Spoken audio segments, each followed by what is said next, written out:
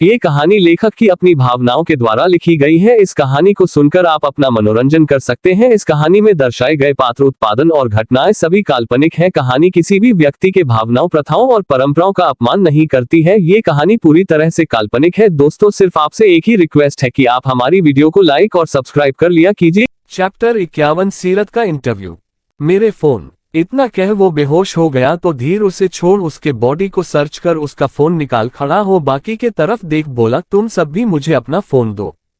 ये सुन सभी झट से फोन निकाल दे दिया। सबका फोन ले धीर बोल पड़ा, अपने दोस्त को डॉक्टर के पास ले जाओ। इतना बोल वो वहां से जाते हुए अपने असिस्टेंट को कॉल कर कॉलेज में जो हुआ उस मैश को क्लियर करने का बोल सबका फोन चेक करने लगा, किसके किसके फोन में वो वीडियो है। वही दूसरी तरफ सीरत अपने लिए कोई भी जॉब ढूंढ रही थी। वही अक्ष सीरत के पीछे अपने आदमियों को लगा रहा था, जो सीरत के एक एक खबर को उस तक पहुंचा रहा था। जब उसे पता चला सीरत किसी छोटे से कंपनी में इंटरव्यू देने गई है तो अक्ष रोबिन को वो कंपनी खरीद सीरत का सिलेक्शन करवाने का ऑर्डर दे देता है। अक्ष के ऑर्डर को सुन रोबिन उसका काम करने लगा। वही दूसरी तरफ सीरत अपने टर्न आने का इंतजार कर रही होती है। कुछ लोगों के बाद फाइनली उसका टर्न आ जाता तो वो मुस्कुराते हुए अंदर जा वहां बैठे तीनों लोग को ग्रिड करती तो उसे वो तीनों बैठने का बोल देते हैं। सीरत जा बैठ उन तीनों के तरफ देख तो रही थी पर बहुत नर्वस थी। नर्वस के कारण उसके पैर हाथ कांप रहे थे पर वो अपने आप को शांत दिखाने का कोशिश करने लगी। इंटरव्यू स्टार्ट हो गया पर जो भी सवाल सीरत से पूछे जा रहे थे उसका जवाब सीरत हिचकिचाते हुए वो भी गलत दे रही थी तो तीनों इरिटेट हो आखिर मैं सीरत को जाने बोल दिया। सीरत उदासी से बाहर निकल गई। उसे समझ आ गया था उसका जॉब यहाँ क्या ऐसा हो हालत रहा तो कहीं नहीं लगेगा। वो सोचने लगी वो करे को करे क्या। अच्छे हुए वो कंपनी से बाहर निकल किसी पार्क में जा बैठ न्यूज़पेपर पर और जॉब्स देखने लगी। वही दूसरी तरफ मोक्ष ने पूरे दिन भर में 100 से 200 बार कॉल कर चुका था पर पलक एक भी कॉल नहीं उठाए। उठाती भी कैसे, उसका फोन तो अमानत अपने पास रख ली थी। आखिर में वो दिल्ली का लिए निकल गया। वो अपने प्राइवेट जेट के अंदर जा बैठा। गुस्से में पागल हुए जा रहा था। उसके गुस्से को देख उसको असिस्टेंट का उसके पास जाने का हिम्मत नहीं बचा था। वो दूसरे सीट पर जा शांति से बैठ गई। अभी शाम का 7 बज रहा था। धीरे धीरे वक्त बीतने लगा। करीबन 2 घंटे के बाद प्लेन दिल्ली में लैंड हुआ। कार पहले से ही मोक्ष का इंतजार कर रहा था। प्लेन लैंड होते ही मोक्ष प्लेन से बाहर निकल कार में जा बैठ गया। उसको असिस्टेंट भी जा बैठ गई थी। वही दूसरी तरह रूहानी अपने कमरे में उदासी से बैठी थी। रात का 8 बज चुका था। डाइनिंग हॉल में अकेला नकुल बैठा था। आखिर में वो भी रात का डिनर ना कर खड़ा हो रूहानी के कमरे के पास का बिना नॉक किए ही दरवाजा खोल दिया। दरवाजा खुलते ही रूहानी अपने चेहरे को ऊपर उठा देखी। वही रूहानी के नम आंखों को देख नकुल कमरे के अंदर जाते हुए कमरे का दरवाजा बंद कर रूहानी के पास जा बैठ बोला, डिनर नहीं करना है तुम्हें? रूहानी के कोई जवाब नहीं दिया। रूहानी का बर्ताव देख नकुल को बहुत गुस्सा आ रहा था पर उसे रोता देख उसका गुस्सा छू मंतर हो जाता। पर वो ऐसा क्या करे जिससे रूहानी रोना बंद करे और दोनों के बीच सब ठीक हो जाए। ये करने के लिए पहले वो अपने गुस्से को शांत रखने का कोशिश किया। फिर रूहानी के तरफ देख उसके होंठ को पकड़ अपने तरफ कर बोला, सॉरी जान, तुम मेरी पेट नहीं जान हो, मैंने बस गुस्से में वो सब कह दिया था। नकुल कभी सॉरी नहीं बोलता था किसी को, भले उसका गलती कितना भी बड़ा हो। जब नकुल ने सॉरी बोला तो रूहानी के आंसू बंद हो गए और वो उसे अपने फटे आंखों से देखने लगी। उसे तो विश्वास ही नहीं हो रहा था नकुल ने उससे अभी माफी मांगा है। चैप्टर 52 मोक्ष का पलक को ले जाना। पर उसे रोता देख उसका गुस्सा छू मंतर हो जाता। पर वो ऐसा क्या करे जिससे रूहानी रोना बंद करे और दोनों के बीच सब ठीक हो जाए। ये करने के लिए पहले वो अपने गुस्से को शांत रखने का कोशिश किया। फिर रूहानी के तरफ देख उसके होंठ को पकड़ अपने तरफ कर बोला, सॉरी जान, तुम मेरी पेट नहीं हो जान, मैंने बस गुस्से में वो सब कह दिया था। नकुल कभी सॉरी नहीं बोलता था किसी को, भले उसका गलती कितना भी बड़ा हो। जब नकुल ने सॉरी बोला तो रूहानी के आंसू बंद हो गए और वो उसे अपने फटे आंखों से देखने लगी। उसे तो विश्वास ही नहीं हो रहा था नकुल ने उससे अभी माफी मांगा है। पर जो भी हो रूहानी अभी उसे माफ करने के फुरात में तो बिल्कुल नहीं थी। इसके होंठ को अपने होंठ से हटा रूहानी अपना मुंह फूला फिर से बैठ गई। तभी नकुल प्यार से बोला, अच्छा, तुम्हें मनाने के लिए मुझे क्या करना होगा? ये सवाल सुन रूहानी बोल पड़ी, मनाना तुम्हें है तो तुम जानो। इतना कह वो बेड से उठ अपने बुक कॉपीला नकुल के पास रख बोली, मेरा एग्जाम आने वाला है। ये सुन नकुल इसी एग्जाम में आने वाले टॉपिक्स को देख उसके बुक को खोला, फिर उसे पढ़ना शुरू कर दिया। पढ़ाते हुए नकुल और भी ज्यादा चार्मिंग लगता था, उसके चेहरे से फिर रूहानी का नजर हो नहीं हटता। वो पढ़ाई पर ध्यान देने की जगह नकुल के चेहरे को देख रही थी। तभी पढ़ाते हुए ही नकुल बोला, अगर मुझे ही देखते रहोगी तो मैं पढ़ान के जगह। इतना कह बुक को बंद कर उसके होंठ को पकड़ अपने करीब कर अपने सेडिक्टिव धीमे आवाज में उसके गर्दन के करीब का अपने गर्म सांसों को छोड़ते हुए बोला, तुम्हें। इतना कह अपने होंठ को उसके पतले गोरे गर्दन पर रख उसे चूमने लगा। तभी रूहानी बोल पड़ी, तुम मुझे और नाराज कर रहे हो। रूहानी के बातों को सुन नकुल उससे दूर हो बोला, मैं तुम्हारे लिए क्वेश्चंस तैयार कर देता हूं, तब तक तुम सेल्फ स्टडी करो। इतना कह सामने रूहानी का लैपटॉप उठा, उसे ऑन कर रूहानी के लिए इक्वेशन बनाने लगा। वही रूहानी के होंठों पर हल्का मुस्कान छा गया। वही दूसरी तरफ मोक्ष पलक के हॉस्टल के पास पहुंच कार से बाहर निकल हॉस्टल के बाहर चक्कर लगा रहा था। उसका फोन तो पलक उठा नहीं रही थी, इसलिए वो अपनी असिस्टेंट को आखिर में कॉल करने को कहा तो वो झट से कॉल लगा दी। अमानत ने पलक को उसका फोन दे दिया था। मोक्ष का कॉल आना बंद हो गया तो फिर दिनकर अमानत तो सो गई, पर पलक अब भी पढ़ाई कर रही थी। तभी उसके फोन में किसी नंबर से कॉल आ रहा तो पलक अपने फोन स्क्रीन पर नंबर से कॉल आता देख कॉल उठा ली। तभी उसका कानों में कठोर आवाज गया, मोक्ष का बाहर आओ। उद्धरण चिन्ह। मोक्ष मुझे बाहर क्यों जाने बोल रहा है, क्या वो बाहर है? मोक्ष के बातों को सुन अपने मन में ही ये बोल वो पूछ पड़ी, तुम बाहर हो? ये सुन मोक्ष का कोल्ड जवाब ही उससे मिला, 2 मिनट है तुम्हारे पास। इतना मोक्ष तो कॉल कट कर दिया, पर पलक जाए तो जाए कैसे बाहर, पर वो नहीं गई तो मोक्ष के आवाज में उसका गुस्सा साफ उसे समझ आ रहा था। अगर वो बाहर नहीं गई तो मोक्ष गुस्से में कुछ भी पागलपंती कर सकता था। ये सोच वो अपने रूम से बाहर निकल धीरे से दरवाजा बंद कर हॉस्टल से अपने धीमे कदमों के साथ अपने आप को वार्डन ने नजर से बचाते हुए वो किसी तरह हॉस्टल से बाहर निकल गई।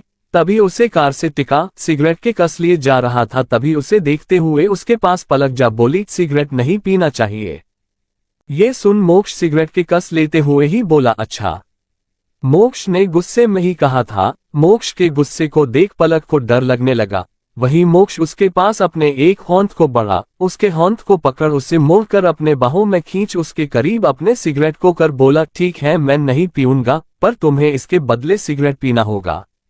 सिगरेट के धुएं से ही पलक को खांसी आ रहा था और मोक्ष ने उसे सिगरेट पीने को बोल दिया। अब पलक ये कैसे करेगी? तभी मोक्ष अपने कोल्ड आवाज में बोला, फास्ट। ये सुन पलक सिगरेट को अपने होंठों के बीच टिका ली। वही मोक्ष सिगरेट वो अपने 2 उंगलियों में टिकाया हुआ हो था।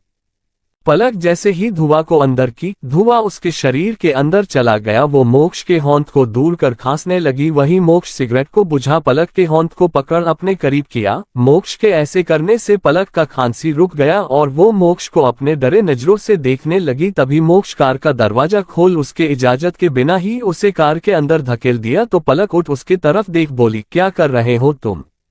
मोक्ष कोई जवाब ना दे कार के अंदर जा बैठ गया। वही मोक्ष को सेक्रेटरी को पलक के लिए बहुत दया आ रहा था। दूसरी तरफ पलक कार के दरवाजा को खोलने ही वाली थी, पर मोक्ष उसके होंठ को पकड़ अपने बाहों में जकड़ ड्राइवर की तरह देखा तो ड्राइवर डर के मारे झट से कार स्टार्ट कर दिया। वही मुंबई में रात हो चुका था, पर सीरत घर अब तक नहीं आई थी। अब कुहू को सीरत का टेंशन होने लगा। एक उसके पास फोन नहीं था, ऊपर से वो कहाँ गई होगी इसका कुहू को कोई आइडिया नहीं था। कुहू सीरत को ढूंढने के लिए अपने कार के चाबी को ले जैसे ही बाहर निकली उसे सीरत आते हुए दिखी। सीरत को देख कुहू के जान में जान आया। वो सीरत के पास जा उसे अपने गले से लगा, बोली, इतनी देर तक तू कहाँ थी? सीरत कुहू को परेशान देख अपने दुख को छिपाते हुए मुस्कुरा बोली, जॉब का पता करते करते वक्त का पता ही नहीं चला जानू। सीरत को थोड़ा बहुत पहले की तरह होता देख कुहू को थोड़ा राहत मिल रहा था। वो सीरत से दूर हो गई, फिर बोल पड़ी, अगले बार ध्यान रखना। ये सुन सीरत मुस्कुराते हुए हाँ बोल दी। फिर दोनों घर के अंदर चले गए। अंदर आने के बाद कुहू सीरत को बोल पड़ी, जाकर फ्रेश हो जा, फिर साथ डिनर करते हैं। ठीक है। मुस्कुराते हुए सीरस ये कह कमरे में जाने लगी। वही अबीर का कॉल कुहू को आ गया तो कुहू कॉल उठा, बोली हाँ अबीर। सीरत आए। अबीर को सीरत का बहुत चिंता हो रहा था। अबीर का सीरत के प्रति इतना चिंता देख कुहू सोने मन में ही बोली, काश सीरत अक्ष को भूल अबीर का होंठ थाम ले। इतना कह अपने मन में वो अबीर से बोल पड़ी, हाँ वो आ गई है। अब जाकर अबीर को थोड़ा राहत मिल रहा था। उसने फिर सीरत का ख्याल रखने का बोल फोन कट कर दिया।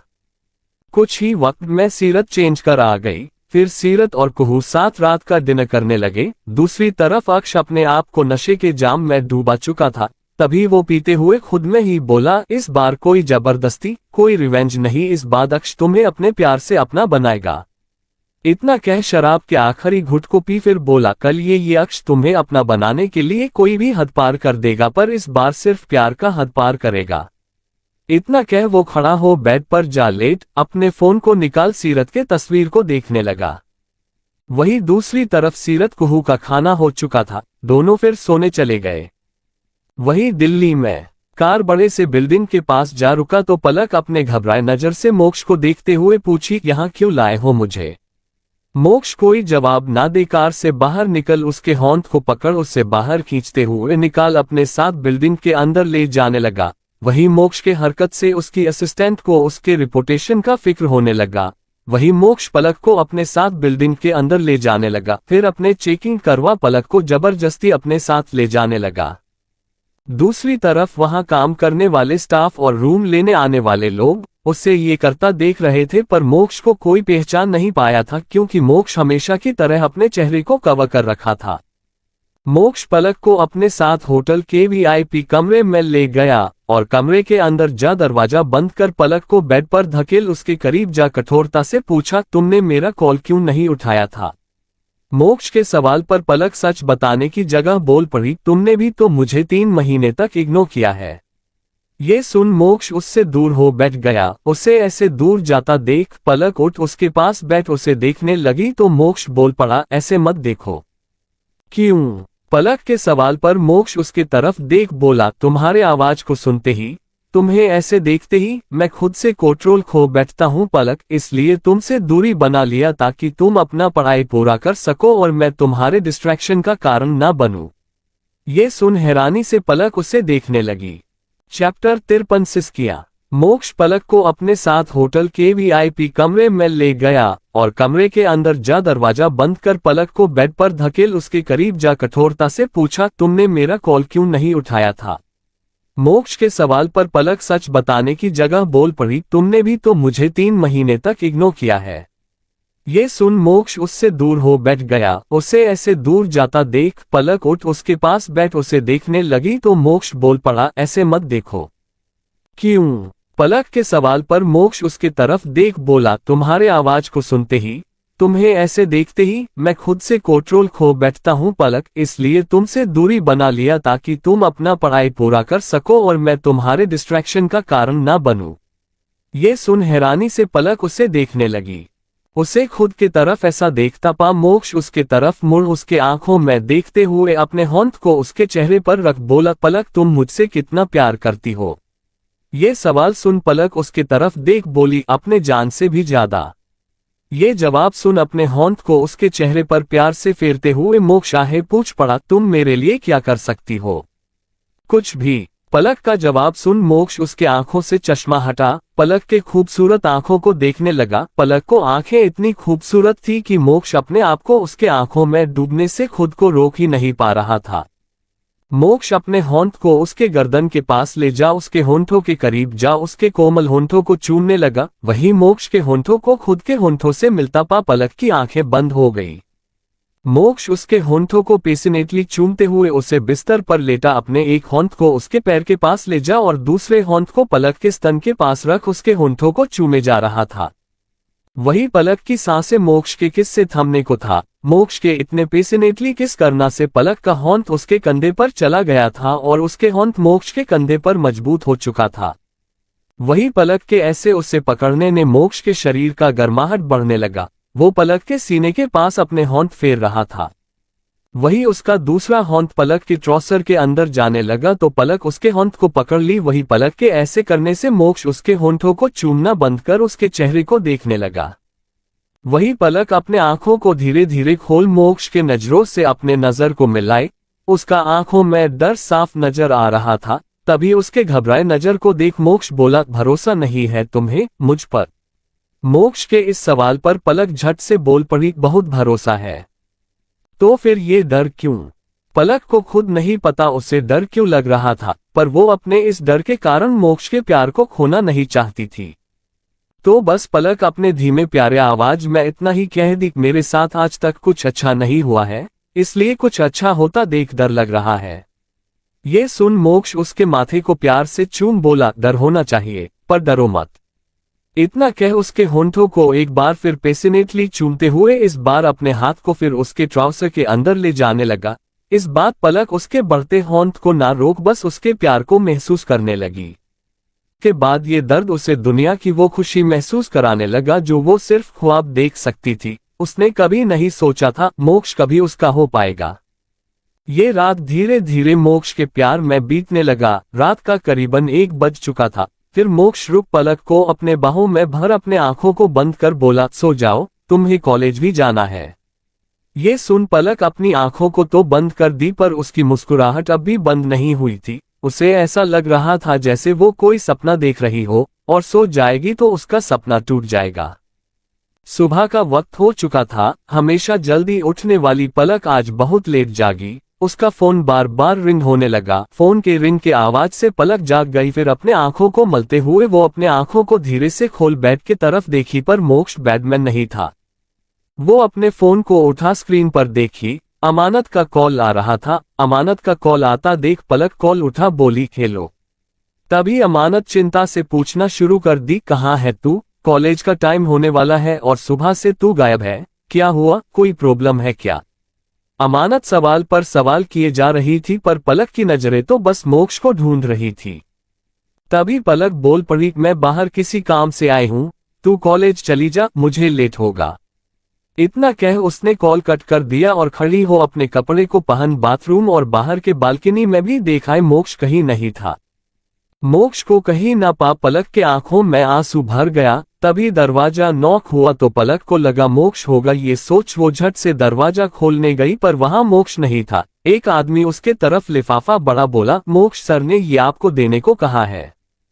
ये सुन पलक इस लिफाफे को ले ली। वही वो आदमी चला गया। तभी पलक कमरे का दरवाजा बंद कर उस लिफाफे को खोल देखी। लिफाफे के अंदर ढेर सारा कैसे था, साथ हो लेटर कैश को उस लिफाफे के अंदर छोड़ पलक लेटर पढ़ने लगी। अपने लिए कोई ड्रेस ले चेंज कर हॉस्टल अच्छे से चली जाओ और मुझे खुद से कॉल मत करना। मोक्ष का लेटर पढ़ पलक को कुछ समझ नहीं आ रहा था। वही दूसरी तरफ अपने प्राइवेट जेट में बैठा मोक्ष अपने सिर को सीट पर टिका अपने आंखों को बंद किया हुआ था। वही माया उसके दूसरे साइड बैठ उसे देख पूछना चाहती थी, पलक को वो ऐसे अकेला छोड़ क्यों आ गए, पर उसके पास पूछने का हिम्मत नहीं था।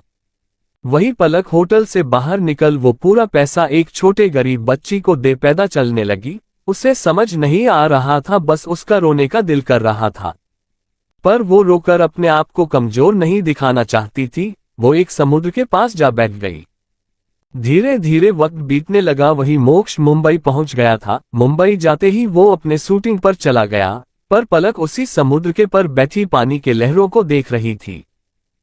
दूसरी तरफ मुंबई में सीरत को कोई जॉब के रिगार्डिंग कॉल नहीं आया था, जिस कारण वो बहुत उदास थी। तभी कुही के फन में कॉल आया तो कुहू कॉल उठा बोली, खेलो। दूसरे तरफ से एक लड़की बोल पड़ी, क्या आप सीरत बोल रहे हैं? सीरत ने जहां जहां अप्लाई किया था है जगह कुहू का नंबर देकर आई थी। कुहू ने झट से कॉल स्पीकर पर कर सीरत के सामने ला उसके कान में जा बोली, लगता है किसी कंपनी से कॉल है। ये सुन सीरत झट से कुहू के होंठ से फोन ले लो। चैप्टर 55 पलक का रोना। दूसरी तरफ मुंबई में सीरत को कोई जॉब के रिगार्डिंग कॉल नहीं आया था, जिस कारण वो बहुत उदास थी। तभी कुही के फन में कॉल आया तो कुहू कॉल उठा बोली, खेलो। दूसरे तरफ से एक लड़की बोल पड़ी, क्या आप सीरत बोल रहे हैं? सीरत ने जहां जहां अप्लाई किया था है जगह कुहू का नंबर देकर आई थी। कुहू ने झट से कॉल स्पीकर पर कर सीरत के सामने ला उसके कान में जा बोली, लगता है किसी कंपनी से कॉल है। ये सुन सीरत झट से कुहू के होंठ से फोन ले ली, फिर बोल पड़ी, हेलो। तभी कॉल पर बात कर रही लेडी बोल पड़ी, सीरत आपका सिलेक्शन हो गया है, कल से आपको ज्वाइन करना और बाकी सारा इंफॉर्मेशन मैं आपको ईमेल कर रही हूँ। ये सुन सीरत बहुत खुश। सीरत ने झट से बोल दिया, थैंक यू मैम, वेलकम। इतना कह उसने कॉल कट कर दिया। फोन कट होते ही एक्साइटमेंट में वो कुहू के गले से लग गई। वही कुहू भी बहुत खुश थी सीरत के लिए। वो अपने मन में ही प्रे को, भगवान अब मेरे सीरत के साथ सब ठीक करना। कुहू अपने मन में प्रे कर रही थी। वही सीरत कुहू से फिर दूर हो गई। तभी कुहू बोल पड़ी, आज तो पार्टी बनता है। ये सुन सीरत बोल पड़ी, अभी नहीं। कुहू को पता था सीरत ऐसा क्यों बोल रही है। कुहू ने फिर उससे प्यार से बोला, सीरत क्या मैं तेरे लिए पराई हूं? सीरत ने झट से कह दिया, नहीं। तो कुहू उदास हो बोली, फिर तू मुझे पराये जैसा क्यों फील कराती है? सीरत को पता था कुहू ऐसा क्यों बोल रही है। सीरत उसके गाल पर किस कर बोली, तैयार हो गए। ये सुन कुहू बहुत खुश हो गई। दोनों फिर साथ तैयार होने चली गई। कुछ हो वक्त में दोनों तैयार हो बाहर निकल गई। धीरे धीरे वक्त बीतने लगा। रात का 9 बज चुका था। सीरत कुहू बार में थी। सीरत ने आज खुद से ड्रिंक ट्राई किया। कुहू उसे ड्रिंक करने से रोकना चाहती था, पर सीरत उसका एक न सुन ड्रिंक पर ड्रिंक करने लगी। वही दूसरी तरफ बड़े से पियानो के पास बैठी लड़की पियानो बजा रही थी। तभी कमरे के अंदर अधेड़ उम्र की औरत आ इसके सिर पर अपने होंठ को फेर प्यार से बोली, इबादत कल तुम्हें ऑडिशन के लिए भी जाना है, अब तुम प्रैक्टिस करना बंद कर आराम करो। ये सुन इबादत मुस्कुराते हुए बोलती है, ठीक है माँ। इतना कह वो खड़ी हो जाती तो उसके माँ उससे बेड तक ले जाने के लिए उसका होंठ पकड़ने को होती है। तभी इबादत बोल पड़ी, माँ मुझे आदत हो गया है, मेरा होंठ मत पकड़ना। ये सुन उसकी माँ अपने होंठ को पीछे कर देती। वही इबादत अपने बिस्तर पर जा लेट गई। वही उसकी माँ उससे एक नजर देखी, फिर कमरे से बाहर चली गई। दूसरी तरफ दिल्ली में पलक अब तक वापस नहीं आई तो अमानत उसे फिर फोन ट्राई की, पर पलक का कॉल स्विच ऑफ बता रहा था। अब अमानत को बहुत टेंशन होने लगा। वो खिड़की से बाहर आसमान को देखी। आसमान काला पड़ चुका था। वो परेशान हो पलक को ढूंढने के लिए निकलने का सोची। उसने जैसे ही दरवाजा खोला, सामने पलक खड़ी नजर आई।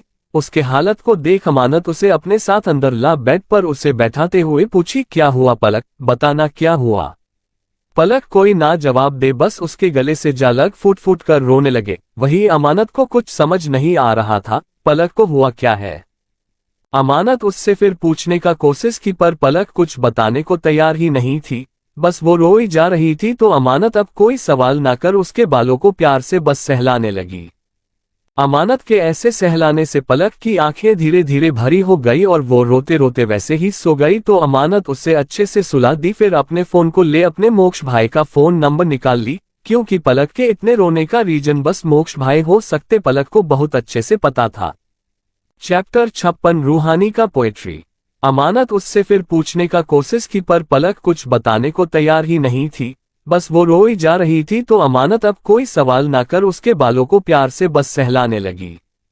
अमानत के ऐसे सहलाने से पलक की आंखें धीरे धीरे भारी हो गया और वो रोते रोते वैसे ही सो गई। तो अमानत उसे अच्छे से सुला दी। फिर अपने फोन को ले अपने मोक्ष भाई का फोन नंबर निकाल ली, क्योंकि पलक के इतने रोने का रीजन बस मोक्ष भाई हो सकते हैं। अमानत को बहुत अच्छे से पता था।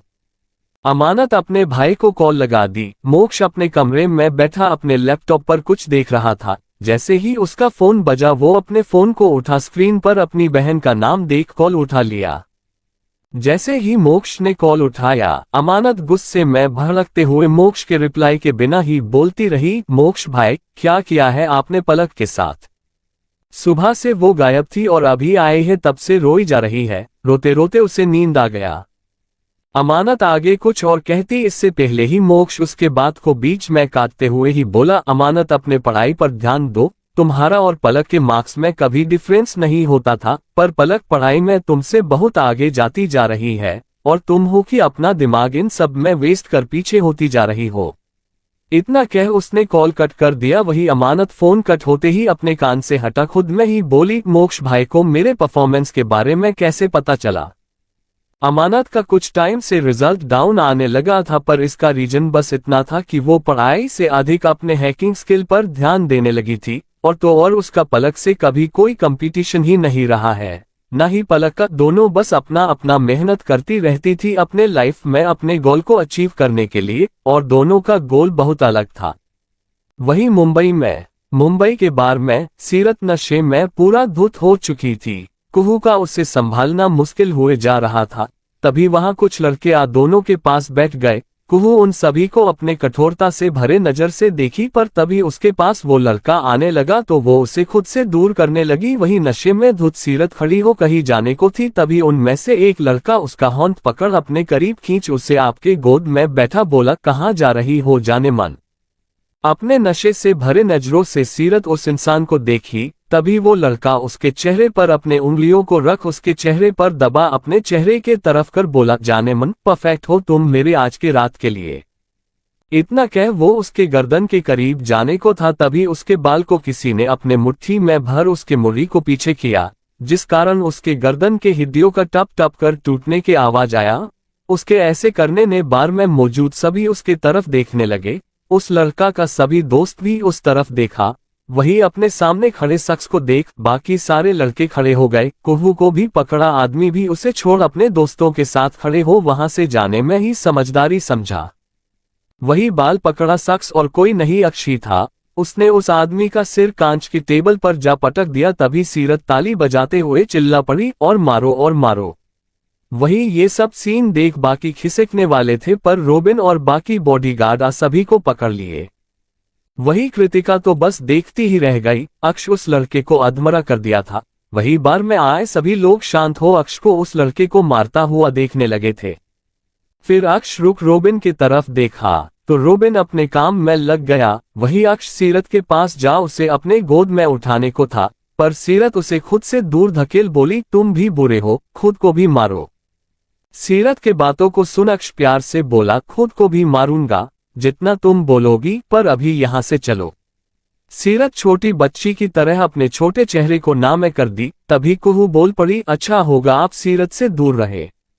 कुहू के बातों को सुन अक्ष बिल्कुल भी गुस्सा नहीं किया। वही सीरत कुहू के गले से जा लगी और बोल पड़ी, जानू उसे मारो ना। कुहू सीरत के बाल को प्यार से सहलाते हुए बोली, बाद में मार दूंगी, अभी मेरे साथ घर चलो। सीरत कुहू से दूर हो सोफे पर अपने पैर को मोड़ बोली, मैं कहीं नहीं जाऊंगी, मुझे और पीना है। सीरत को कुहू प्यार से समझाने लगी, पर सीरत मानने का नाम ही नहीं ले रही थी। तभी अक्ष कुहू से बोल पड़ा, मैं कल सीरत को तुम्हारे पास ले आऊंगा। इतना कह थोड़ा रुक बोला, भरोसा रखो मैं सीरत के साथ कुछ बुरा नहीं करूंगा। अक्ष के आंखों में कुहू को हमेशा सीरत के लिए उसे प्यार नजर आता था। वो अक्ष के बातों को सुन साइड हो गई तो अक्ष किसी तरह उसे अपने गोद में उठा अपने साथ ले जाने लगा। वही सीरत छोटे बच्चे की तरह चिल्लाने लगी, जानू जानू ये मुझे ले जा रहा है, बचाओ बचाओ, कोई तो बचाओ। सभी अक्ष सीरत की तरफ ही देख रहे थे। सीरत पीते बार में अपने चिल्लाने से ऐसा साबित कर रही थी जैसे अक्ष उसका किडनैपिंग कर रहा हो। वही अक्ष सभी के नजरों को इग्नोर करते हुए सीरत को अपने साथ ले जाने लगा। वही दूसरी तरफ रायचंद पैलेस में रूहानी अपने रूम के बिस्तर पर अपने बुक्स को फैलाए लेती थी, पर पढ़ाई करने की जगह वो अपने डायरी में हमेशा की तरह पोएट्री लिख रही थी। ये कैसा तेरा प्यार है, ये कैसा तेरा प्यार है, एक पल भी ना तेरे बिन इस दिल को करार है, कभी प्यार कभी तकरार, फिर भी है हम दोनों के बीच बेसुमार प्यार, कैसा ये तेरा प्यार है, एक पल भी ना तेरे बिन करार है। कभी छोटी छोटी बातों में मुंह फुला लेते हो, कभी हमें खूब हंसते और हंसाते हो, मेरे हर दर्द में मेरा साथ निभाते हो, किसी को बिना पता चले इस कदर प्यार जताते हो, पर क्यों आज हम पर भरोसा ना कर पाए, क्या सच्चाई बताने के लिए हम खुद भी मर जाए। कैसा है तेरा प्यार, एक पल भी ना तेरे बिन इस दिल को करार है। रूहानी पोट्री लिख रही थी तभी नकुल उसके कमरे का दरवाजा खोल कमरे के अंदर जा दरवाजा बंद कर रूहानी के तरफ जाने लगा, पर रूहानी तो अपने लिखने व्यस्त थी। तभी नकुल उसके करीब जा वो लिख रही थी उसे पढ़ने लगा। चैप्टर 57 जानवी का धीर के रूम जाना।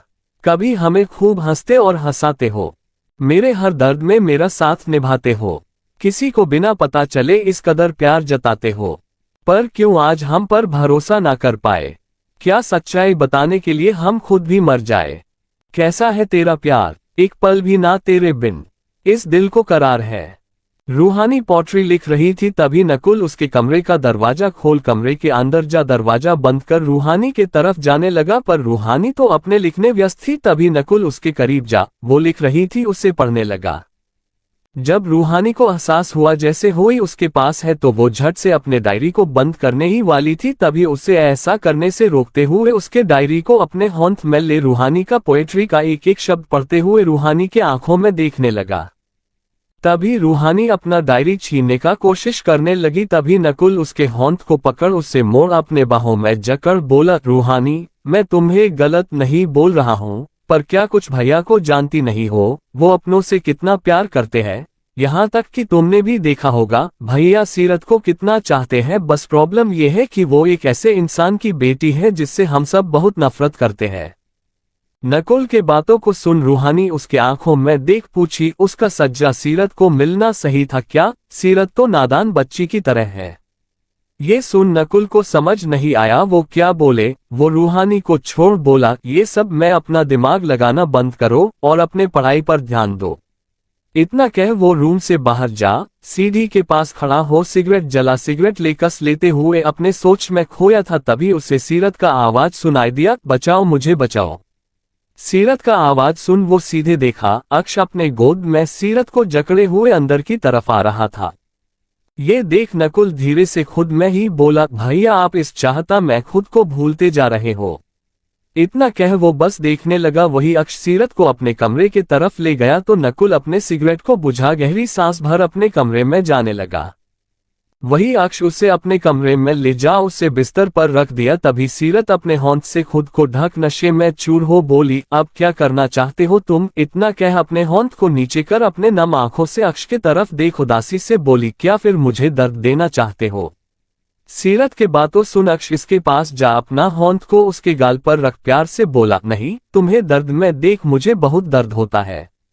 अक्ष के बातों को सुन उसके आंखों में अपने नशे से भरे नजर से देख सीरत बोली, सच्ची सच्ची? अक्ष ने प्यार से बोला तो सीरत उसके गले से जा लग फुट फुट कर रोते हुए बोली, पर मैं तो बहुत दर्द में हूँ, क्या तुम भी दर्द में हो? अक्ष कैसे बताए सीरत को उसे कैसा फील हो रहा है इस वक्त। वही सीरत अक्ष को कसके पकड़ बस रोई जा रही था। वही दूसरी तरफ जानवी धीरे के रूम का दरवाजा नॉक की तो धीर जा दरवाजा खोल दिया। तभी जानवी उसके आंखों में देख बोली, थैंक यू। जानवी ने पहली बार उससे इतने प्यार से बोला था और पहली बार धीर का दिल उसके लिए धड़का था। तभी धीर अपने धड़कन संभालते हुए पूछा, थैंक यू किस लिए? जानवी से कहा नहीं जा रहा था, वो बस अपने नजरों को झुका ली। तभी धीर उसके सिर पर अपना हाथ रख प्यार से बोला, ऐसा कुछ भी हो मेरे पास सीधे आओ, तुम्हें अकेले डील करने का कोई जरूरत नहीं है। इतना कह अपने हाथ को वो उसके सिर से हटा लिया। तभी जानवी अपने नजरों को उठा ली तो धीर उसके बड़े बड़े खूबसूरत आंखों को देख बोला, ये मत सोचना तुम्हारा अपना कोई नहीं है। धीर का ये बात सुन जानवी उसे अपने बड़े बड़े आंखों से देखने लगी। तभी धीर फिर बोल पड़ा, रात बहुत हो गया है, जाकर सो जाओ। इतना कह उसने झट से दरवाजा बंद कर दिया, क्योंकि पता नहीं उससे क्या हुआ है, वो जानवी के आंखों में खुद को डूबने से रोक ही नहीं पा रहा था। जानवी फिर अपने कमरे में जा बिस्तर पर लेट गई। पर क्या वीडियो धीर देखा है? ये सवाल जानवी के दिमाग में चल रहा था, जिस कारण वो परेशान हो नहीं पा रही थी। वही धीर जानवी के सारे वीडियोस को बिना देखे हर जगह से अच्छे से डिलीट कर दिया, ताकि कोई रिकवर करना भी चाहे तो कभी कर नहीं पाए। दूसरी तरफ मोक्ष अपने कमरे के बड़े से खिड़की के पास खड़ा हो चांद को देखते हुए पलक के बारे में सोचने लगा। फिर गहरी सांस ले बोला, मुझे पता है अब तुम मुझसे जरूर नफरत करोगी, तुम्हारा नफरत सह सकता हूं पर प्यार नहीं। इतना कह वो बस आसमान को देखने लगा। धीरे धीरे ये रात बीतने लगा। सुबह का वक्त हो गया था। आज पंखुड़ी पूरे घर को सिर पर उठाई हुई थी। आज उसका ऑडिशन जो था, पर ऑडिशन में जाने के लिए उसे परफेक्ट भी तो दिखना था। इसके लिए उसे कोई ड्रेस समझ नहीं आ रहा था। वही रोबिन और उसको वाइफ दोनों ही अपनी बेटी के हरकत से परेशान थी। रोबिन को जाना भी था तो वो अपनी वाइफ के गाल को चूम बोला, तूफान एक्सप्रेस को संभालो, मुझे जाना है। ये सुन वो हाँ बोल मुस्कुरा दी, फिर दोनों एक दूसरे को बाय किए। वही सीरत का जब नींद खुला तो वो अपने सिर को कसके पकड़ अपने आंखों को धीरे से खोल कमरे को देखी तो अपना सिर दर्द भूल झट से उठ बैठ गई और रात जो हुआ उससे याद करने लगी। चैप्टर 58 बीच रास्ते में किस। धीरे धीरे ये रात बीतने लगा, सुबह का वक्त हो गया था। आज पंखुड़ी पूरे घर को सिर पर उठाई हुई थी। आज उसका ऑडिशन जो था, पर ऑडिशन में जाने के लिए उसे परफेक्ट भी तो दिखना था। इसके लिए उसे कोई ड्रेस समझ नहीं आ रहा था। वही रोबिन और उसको वाइफ दोनों ही अपनी बेटी के हरकत से परेशान थी। रोबिन को जाना भी था तो वो अपनी वाइफ के गाल को चूम बोला, तूफान एक्सप्रेस को संभालो, मुझे जाना है। ये सुन वो हाँ बोल मुस्कुरा दी, फिर दोनों एक दूसरे को बाय किए। वही सीरत का जब नींद खुला तो वो अपने सिर को कसके पकड़ अपने आंखों को धीरे से खोल कमरे को देखी तो अपना सिर दर्द भूल झट से उठ बैठ गई और रात जो हुआ उससे याद करने लगी।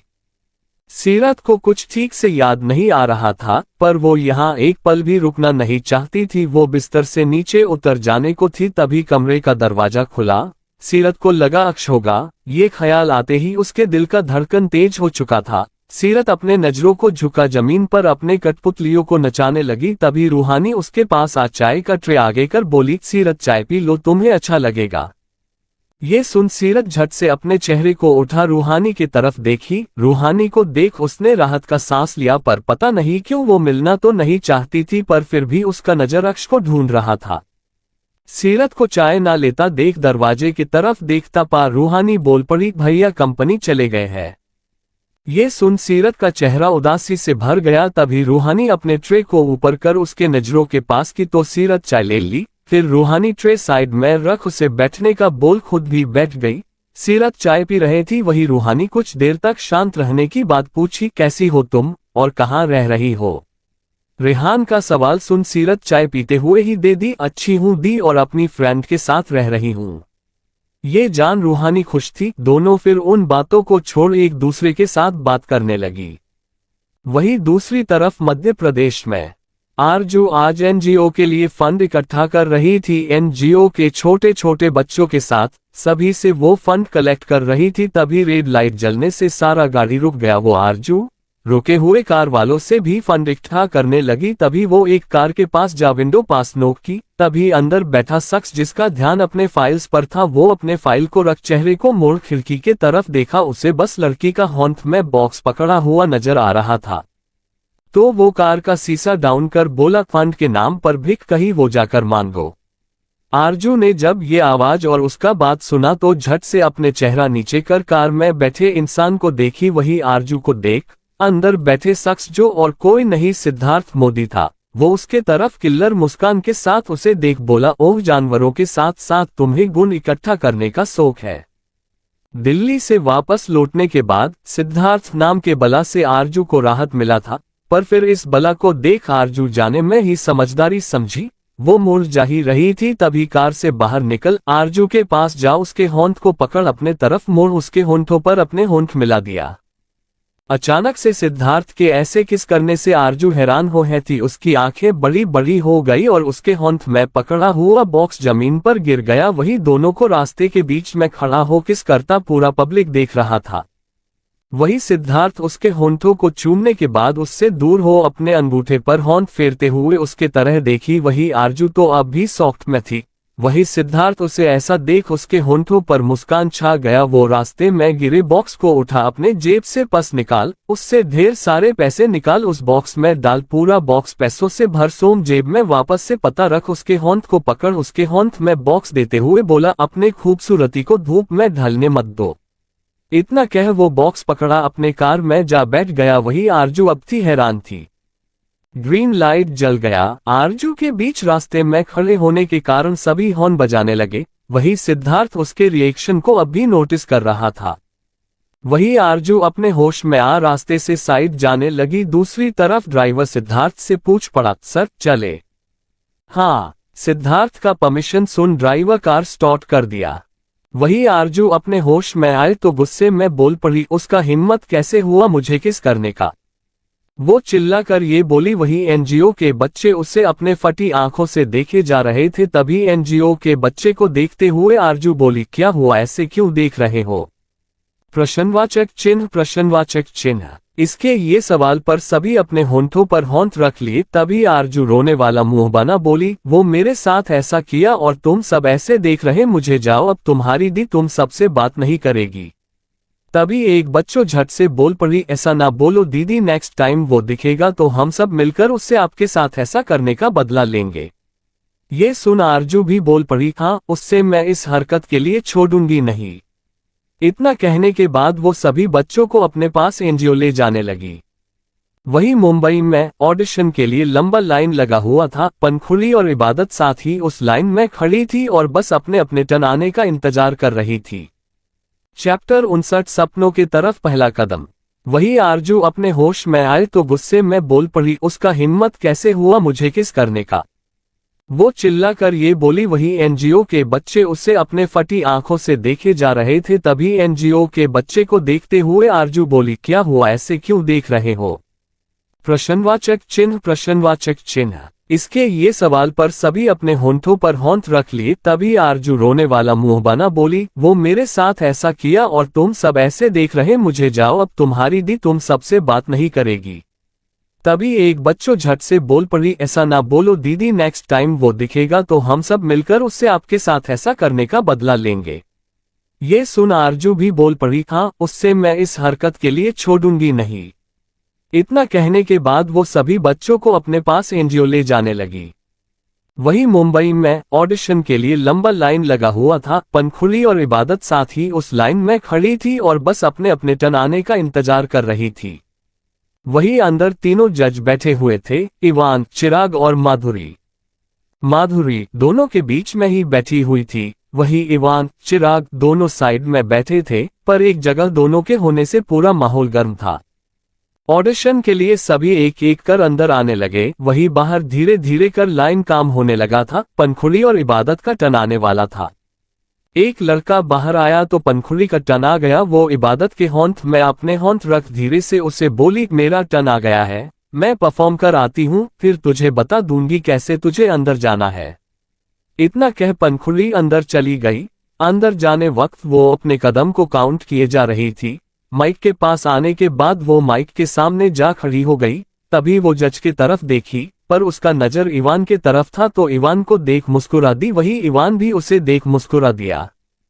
ये देख चिराग को शक हुआ, ये लड़की जरूर इवान को जानती है, पर इवान की ये लगती क्या है, चिराग ये सोचने लगा। वही पंखुड़ी सभी को मुस्कुराते हुए देख बोली, हेलो इवान सर। माधुरी मैम, चिराग का नाम वो थोड़ा कतराते हुए ली, क्योंकि उसके इवान भाई को वो नहीं पसंद तो उसकी बहन को भी वो पसंद नहीं था। चिराग सर। अपना नाम उसके बने मुंह से सुन चिराग उससे अपने कठोर नजरों से देखा। वही पंखुड़ी को माधुरी उसका गाने शुरू करने को कहा तो पंखुड़ी माइक को पकड़ अपने आंखों को बंद कर अपने सुरीली आवाज में गाना शुरू कर दी। लग जा गले की फिर ये हंसी रात हो न हो, शायद फिर इस जन्म में मुलाकात हो न हो। लग जा गले की फिर ये हंसी रात हो न हो, शायद फिर इस जन्म में मुलाकात हो न हो। लग जा गले से। इवान को बहुत अच्छे से पता था पंखुड़ी कितनी अच्छी सिंगर है। वही उसके चुलबुले लुक को देख चिराग ये नहीं सोचा था कि ये इतना पुराना गाना वो इतने बेहतरीन तरीके से गाएगी। उसके गाने को तीनों जज के साथ साथ ऑडियंस में बड़े शांति से सुन रहे थे। जैसे ही पंखुड़ी का गाना बंद हुआ वो अपने आंखों को खोल ली। वही पूरा हॉल तालियों से गूंज उठा। तालियों का शोर सुन पंखुड़ी को ऐसा लग रहा था जैसे वो अपने सपनों को जी रही हो। वो मुस्कुराते हुए सभी को देखने लगी। वही माधुरी तो तारीफ करने से पूछे नहीं हटी, क्या गया है आपने? लता जी के गाने को बहुत कम लोग इतने बेहतरीन तरीके से गा सकते हैं, आपका खड़े होकर आदर से तारीफ करना चाहिए। इतना कह वो खड़ी हो गई। माधुरी जैसी बड़ी सिंगर के मुंह से ये सब सुन पंखुड़ी को तो ऐसा लग रहा था जैसे उसे अपने सपनों का पंख मिल गया हो। माधुरी के बाद इवान भी मुस्कुराते हुए बोला, बहुत अच्छा था, तुम्हारा करियर अभी से ही मुझे बहुत ब्राइट दिख रहा है। ये सुन मुस्कुराते वो थैंक यू बोल दी। दोनों के तारीफ के बाद चिराग में भी इसके लिए कुछ शब्द बोल दिए, बहुत अच्छा था, और जैसा इवान ने कहा तुम्हारा फ्यूचर बहुत ब्राइट है। इवान के बातों को सुन फीकी मुस्कान के साथ ही पंखुड़ी ने बोले दिया थैंक यू। उसके बाद उसके सिलेक्शन का बोल नेक्स्ट को बुलाया गया तो पंखुड़ी ऑडिशन हॉल से बाहर जा, पंखुड़ी के पास जा, उसके कानों के करीब आ, बोलो 23 स्टेप्स, वो भी एकदम सीधे जाना, फिर हल्का राइट मुड़ जाना, माइक सामने होगा। पंखुड़ी के बातों को सुन इबादत मुस्कुराते हुए बोल दी ठीक है। इतना कह वो अपने स्टेप को काउंट करते हुए फिर जाने लगी। 1 2 3 4 5 6.22। जैसे हो 22 उसने काउंट किया, वो राइट मुड़ अपने होंठ को आगे बढ़ा, माइक को पकड़ा, बोली हेलो सर मैम। इबादत के आवाज में ही इतनी मिठास थी कि सभी उसके आवाज को सुनते ही उसके आवाज के दीवाने हो गए थे। तभी माधुरी उसे गाना शुरू करने को कहा तो इबादत ब्लैक एंड व्हाइट जमाने का बेहद पुराना गाना शुरू कर दी। एक राधा एक मीरा दोनों ने श्याम को चाहा, अंतर क्या दोनों की चाह में बोलो, अंतर क्या दोनों की चाह में बोलो। एक प्रेम दीवानी एक दरस दीवानी, एक प्रेम दीवानी एक दरस दीवानी। एक राधा एक मीरा दोनों ने श्याम को चाहा, अंतर क्या दोनों की चाह में बोलो। एक प्रेम दीवानी एक दरस दीवानी। उसको आवाज जितनी मीठी थी उतना ही सुरीला उसका गाना सुनते हुए सभी उसके गाने में इस कदर खो गए थे कि सभी ने अपने आंखों को बंद कर बस इसके गाने के धुन को सुन सभी के चेहरे पर सुकून छा गया। राधा ने मधुबन में ढूंढा, मीरा ने मन में पाया, राधा जिसे खो बैठी वो गोविंद। मीरा हाथ बिकाया, एक मुरली एक पायल एक पगली एक घायल। अंतर क्या दोनों की प्रीत में बोलो, अंतर क्या दोनों की प्रीत में बोलो। एक सूरत लुभानी एक मूरत लुभानी, एक सूरत लुभानी एक मूरत लुभानी। एक प्रेम दीवानी एक दरस दीवानी। कुछ ही वक्त में इबादत का गाना खत्म हो गया। वो गाना बंद कर चुकी थी पर सभी की आंखें अभी बंद थी। वही इवान उसे बस देखे जा रहा था। ये लड़की उसे देखी देखी सी लग रही थी, पर उसने कहाँ देखा है वो उसे याद नहीं आ रहा था। वही आवाज सुनाई देना बंद हुआ तो सभी वंस मोर चिल्लाने लगे। सभी के चिल्लाने का शोर सुन इबादत के आंखों में आंसू भर गया। आज वो बहुत खुश थी अपने सपनों के तरफ पहला कदम बढ़ाकर। चैप्टर 60 गाने का बुराई करना। कुछ ही वक्त में इबादत का गाना खत्म हो गया। वो गाना बंद कर चुकी थी पर सभी की आंखें अभी बंद थी। वही इवान उसे बस देखे जा रहा था। ये लड़की उसे देखी देखी सी लग रही थी, पर उसने कहाँ देखा है वो उसे याद नहीं आ रहा था। वही आवाज सुनाई देना बंद हुआ तो सभी वंस मोर चिल्लाने लगे। सभी के चिल्लाने का शोर सुन इबादत के आंखों में आंसू भर गया। आज वो बहुत खुश थी अपने सपनों के तरफ पहला कदम बढ़ाकर। कुछ वक्त के बाद पूरा माहौल शांत हो गया। माधुरी ने इबादत का बहुत तारीफ किया। फिर चिराग बस बोला शुरू किया ही था कि तभी इबादत मुस्कुराते हुए बोल पड़ी, चिराग मैं आपकी बहुत बड़ी फैन हूँ, मैं आपके सारे गाने सुनती हूँ। इबादत चिराग के तारीफों का पुल बांधे जा रही थी, तभी उसके तारीफ के एक एक शब्द को सुन इवान को याद आने लगा। 4 साल पहले इवान को स्कूल के एनुअल डे पर एज चीफ गेस्ट इनवाइट किया गया था। उस स्कूल में रूहानी भी पढ़ाई कर रही थी, इसलिए इवान एनुअल डे में जाने के लिए तैयार था। उस वक्त रूहानी 12th में थी और इवान उस वक्त तक सिंगिंग के दुनिया में छा चुका था। इवान के सिंगिंग के दुनिया में कदम रखते ही वो छा चुका था। वही उससे 1 साल पहले इस इंडस्ट्री में अपने नाम तो सिंगिंग के दुनिया में सबसे ऊपर रखने वाला चिराग का पॉपुलैरिटी इवान के आते ही कम हो गया था। साथ ही इवान को आए हुए 2 दिन भी नहीं हुआ था और वो उसके बराबरी में आ चुका था। चिराजी का 1 साल का मेहनत इवान ने 2 दिन में ही गिरा दिया, जिस कारण चिराग उसका राइवल बन गया और दोनों के बीच एक दूसरे को हराने का कंपटीशन शुरू हो गया। जब इवान रूहानी के स्कूल गया था तभी उसके पास सभी बच्चे ऑटोग्राफ के लिए उसके पास आने लगे। इवान फंक्शन स्टार्ट होने से पहले इसलिए आया था ताकि वो रूहानी से मिल सके, क्योंकि घर पर वो ना रह अलग रहता था, जिस कारण वो रूहानी से जल्दी मिल नहीं पाता था। पर वो रूहानी से मिल पाता इससे पहले ही उसे स्टूडेंट्स घेर लिए। किसी तरफ सभी स्टूडेंट्स से अपना पीछा छुड़ा वो बड़े से म्यूजिक रूम के अंदर जा दीवार के पीछे खड़ा हो गया। तभी उसे पियानो के पास बेहद ही खूबसूरत लड़की बैठी हुई दिखी। इवान का नजर पहली बार रूहानी के अलावा किसी दूसरी लड़की पर पड़ा था। तभी लड़की पियानो बजाते हुए गाना गाना शुरू की। उसके सुरीला आवाज बिल्कुल रूहानी की तरह था, बेहद ही मीठा। इसी कारण इवान को उसका आवाज बहुत सुकून पहुंचा रहा था।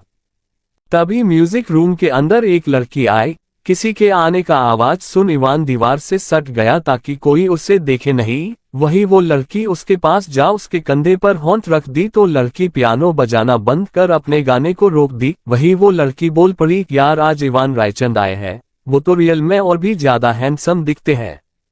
वो लड़की इवान का ढेर सारा तारीफ करने लगी। तभी वो लड़की बोल पड़ी, बंद करो उसका तारीफ करना, तुम लोगों को उसमें दिखता क्या है, आवाज अच्छा होने से कुछ नहीं होता, इंसान को भी अच्छा होना चाहिए, और वो बिल्कुल भी अच्छा इंसान नहीं है, उसे तो बस लड़कियों के दिल के साथ खेलना है, और तो और उसे किसी के साथ बात करने का तमीज ही नहीं है।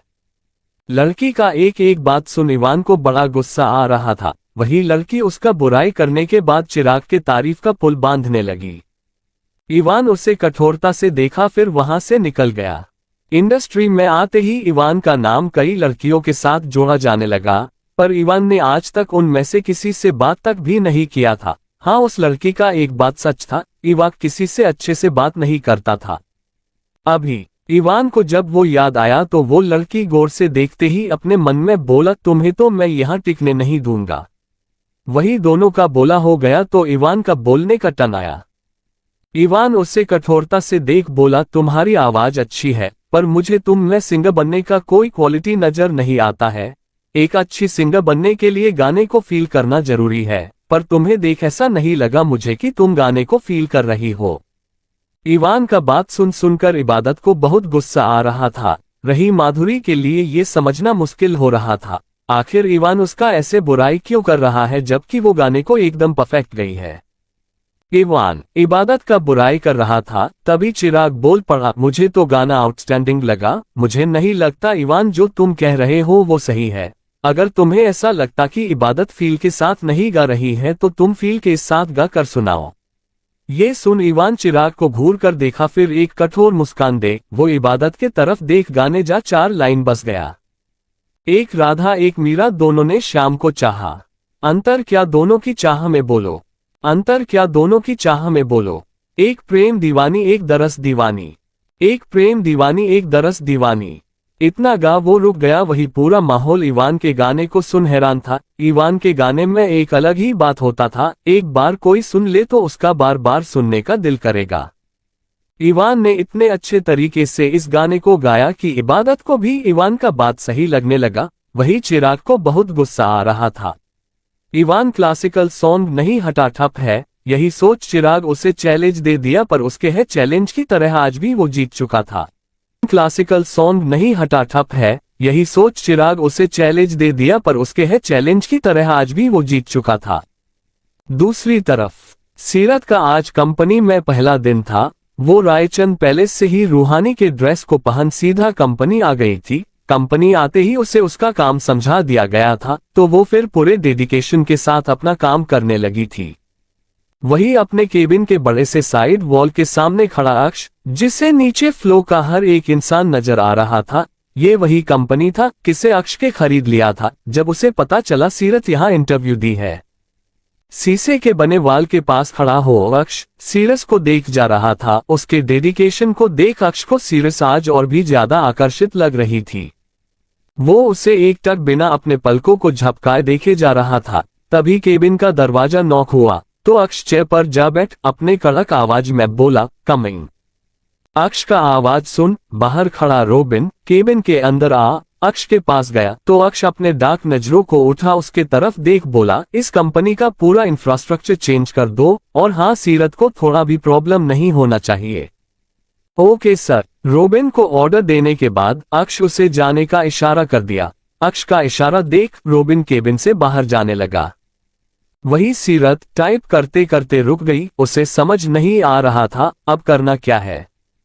दूसरी तरफ अक्ष रोबिन के जाते ही फिर वही खड़ा हो सीरस को देखने लगा। उसे रुका हुआ परेशान देख अक्ष रोबिन को कॉल कर किसी को उसके हेल्प के लिए भेजने बोलने वाला था, पर उससे पहले ही अक्ष ने देखा उसके पास एक लड़का आ उसके बेहद करीब जा उसे समझा रहा है। ये देख देख कर अक्ष का खून खोले जा रहा था। वो अपने गुस्से से भरे नजर से उस लड़के को देख खुद में ही अपने कोल्ड आवाज में बोला, मेरी किटन के करीब जाने का हिम्मत कैसे किया इसने, मैं इसे जिंदा नहीं छोड़ूंगा। खुद में ही इतना कह अक्ष रोबिन को कॉल कर दिया। रोबिन, इस कंपनी का इंफ्रास्ट्रक्चर चेंज करने के लिए क्या क्या चेंजेस परफेक्ट होगा ये देख रहा था। तभी रोबिन का फोन बजा तो रोबिन अपना फोन उठा देखा, अक्ष का आता देख रोबिन झट से कॉल उठा लिया। जैसे ही रोबिन कॉल उठाया उसे अक्ष के कठोर आवाज में उसका ऑर्डर सुनाई दिया, सीरत के साथ जो लड़का है उसे मेरे केबिन भेजो। अक्ष का ऑर्डर सुन रोबिन बोल पड़ा, ओके सर। अक्ष ने फिर कॉल कट कर दिया। कॉल कट करने के बाद रोबिन खुद में ही बोला, बॉस का ऑब्सेशन सीरत के लिए बढ़ता जा रहा है, कहीं ये ऑब्सेशन फिर सीरत के लिए तकलीफ साबित ना हो, इससे बॉस को तकलीफ होगा और मैं बॉस को तकलीफ में नहीं देख सकता हूं। इतना कह वो कंपनी मैनेजर को कॉल कर दिया। वही दूसरी तरफ जानवी आज कॉलेज ना जा, अब तक सोई थी। जब ये बात धीर को पता चला तो वो जानवी के रूम के पास जा दरवाजा नॉक किया। वही जानवी बिस्तर पर दर्द से कराह रही थी।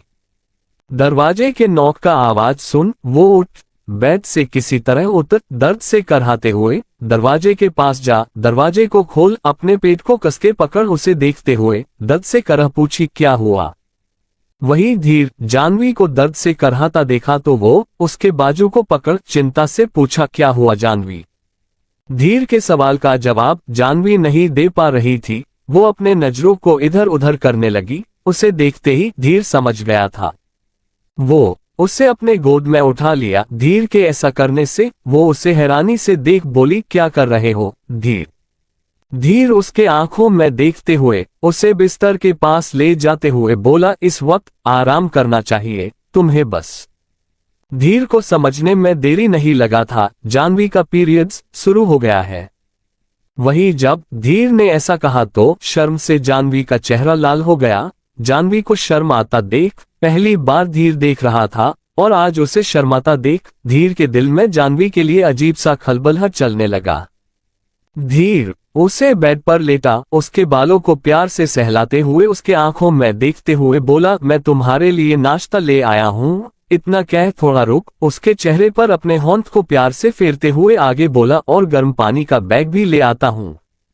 इतना कह वो खड़ा हो गया। वही धीर के ऐसे करने से जानवी तो धीर में पूरा खो गई थी, यहाँ तक कि अपने दर्द को भी भूल चुकी थी। वही धीर कमरे से बाहर जाने लगा। तभी उसे जाता देख जानवी खुद में ही धीरे से बोली, अब समझ आया लड़कियां इस पर अट्रैक्ट क्यों होती है। जितना अट्रैक्टिव दिखाता है उतना ही अट्रैक्टिव उसका बात है। चैप्टर 62 धीर को किस करते हुए देखना। इतना कह वो अपने दिल पर होंठ रख आगे बोलो, जानवी तुझे इस इडियट के प्यार में कभी नहीं पड़ना है। ये इडियट सिर्फ लड़कियों को तकलीफ देता है।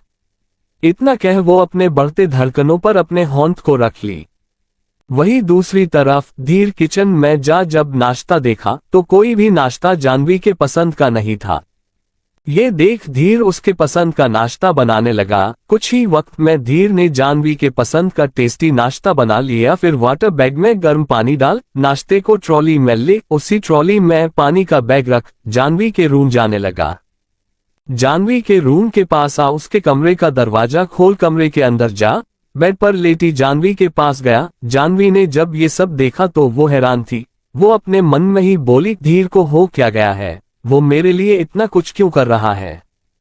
प्रश्नवाचक चिन्ह। वही धीर उसके तरफ नाश्ता बढ़ा, बोला, नाश्ता करने के बाद पानी का बैग रख लेना और कोई जरूरत हो तो मुझे कॉल करना, आज मैं घर पर ही हूँ। इतना कह खाना उसका होंठ में पकड़ा ही था, तभी सर्वेंट दरवाजा के पास जा दरवाजा नॉक किया तो धीर उसके तरफ देखा। तभी सर्वेंट बोल पड़ा, सर काजल मैडम आई है। ये सुन धीर बोल पड़ा, ओके।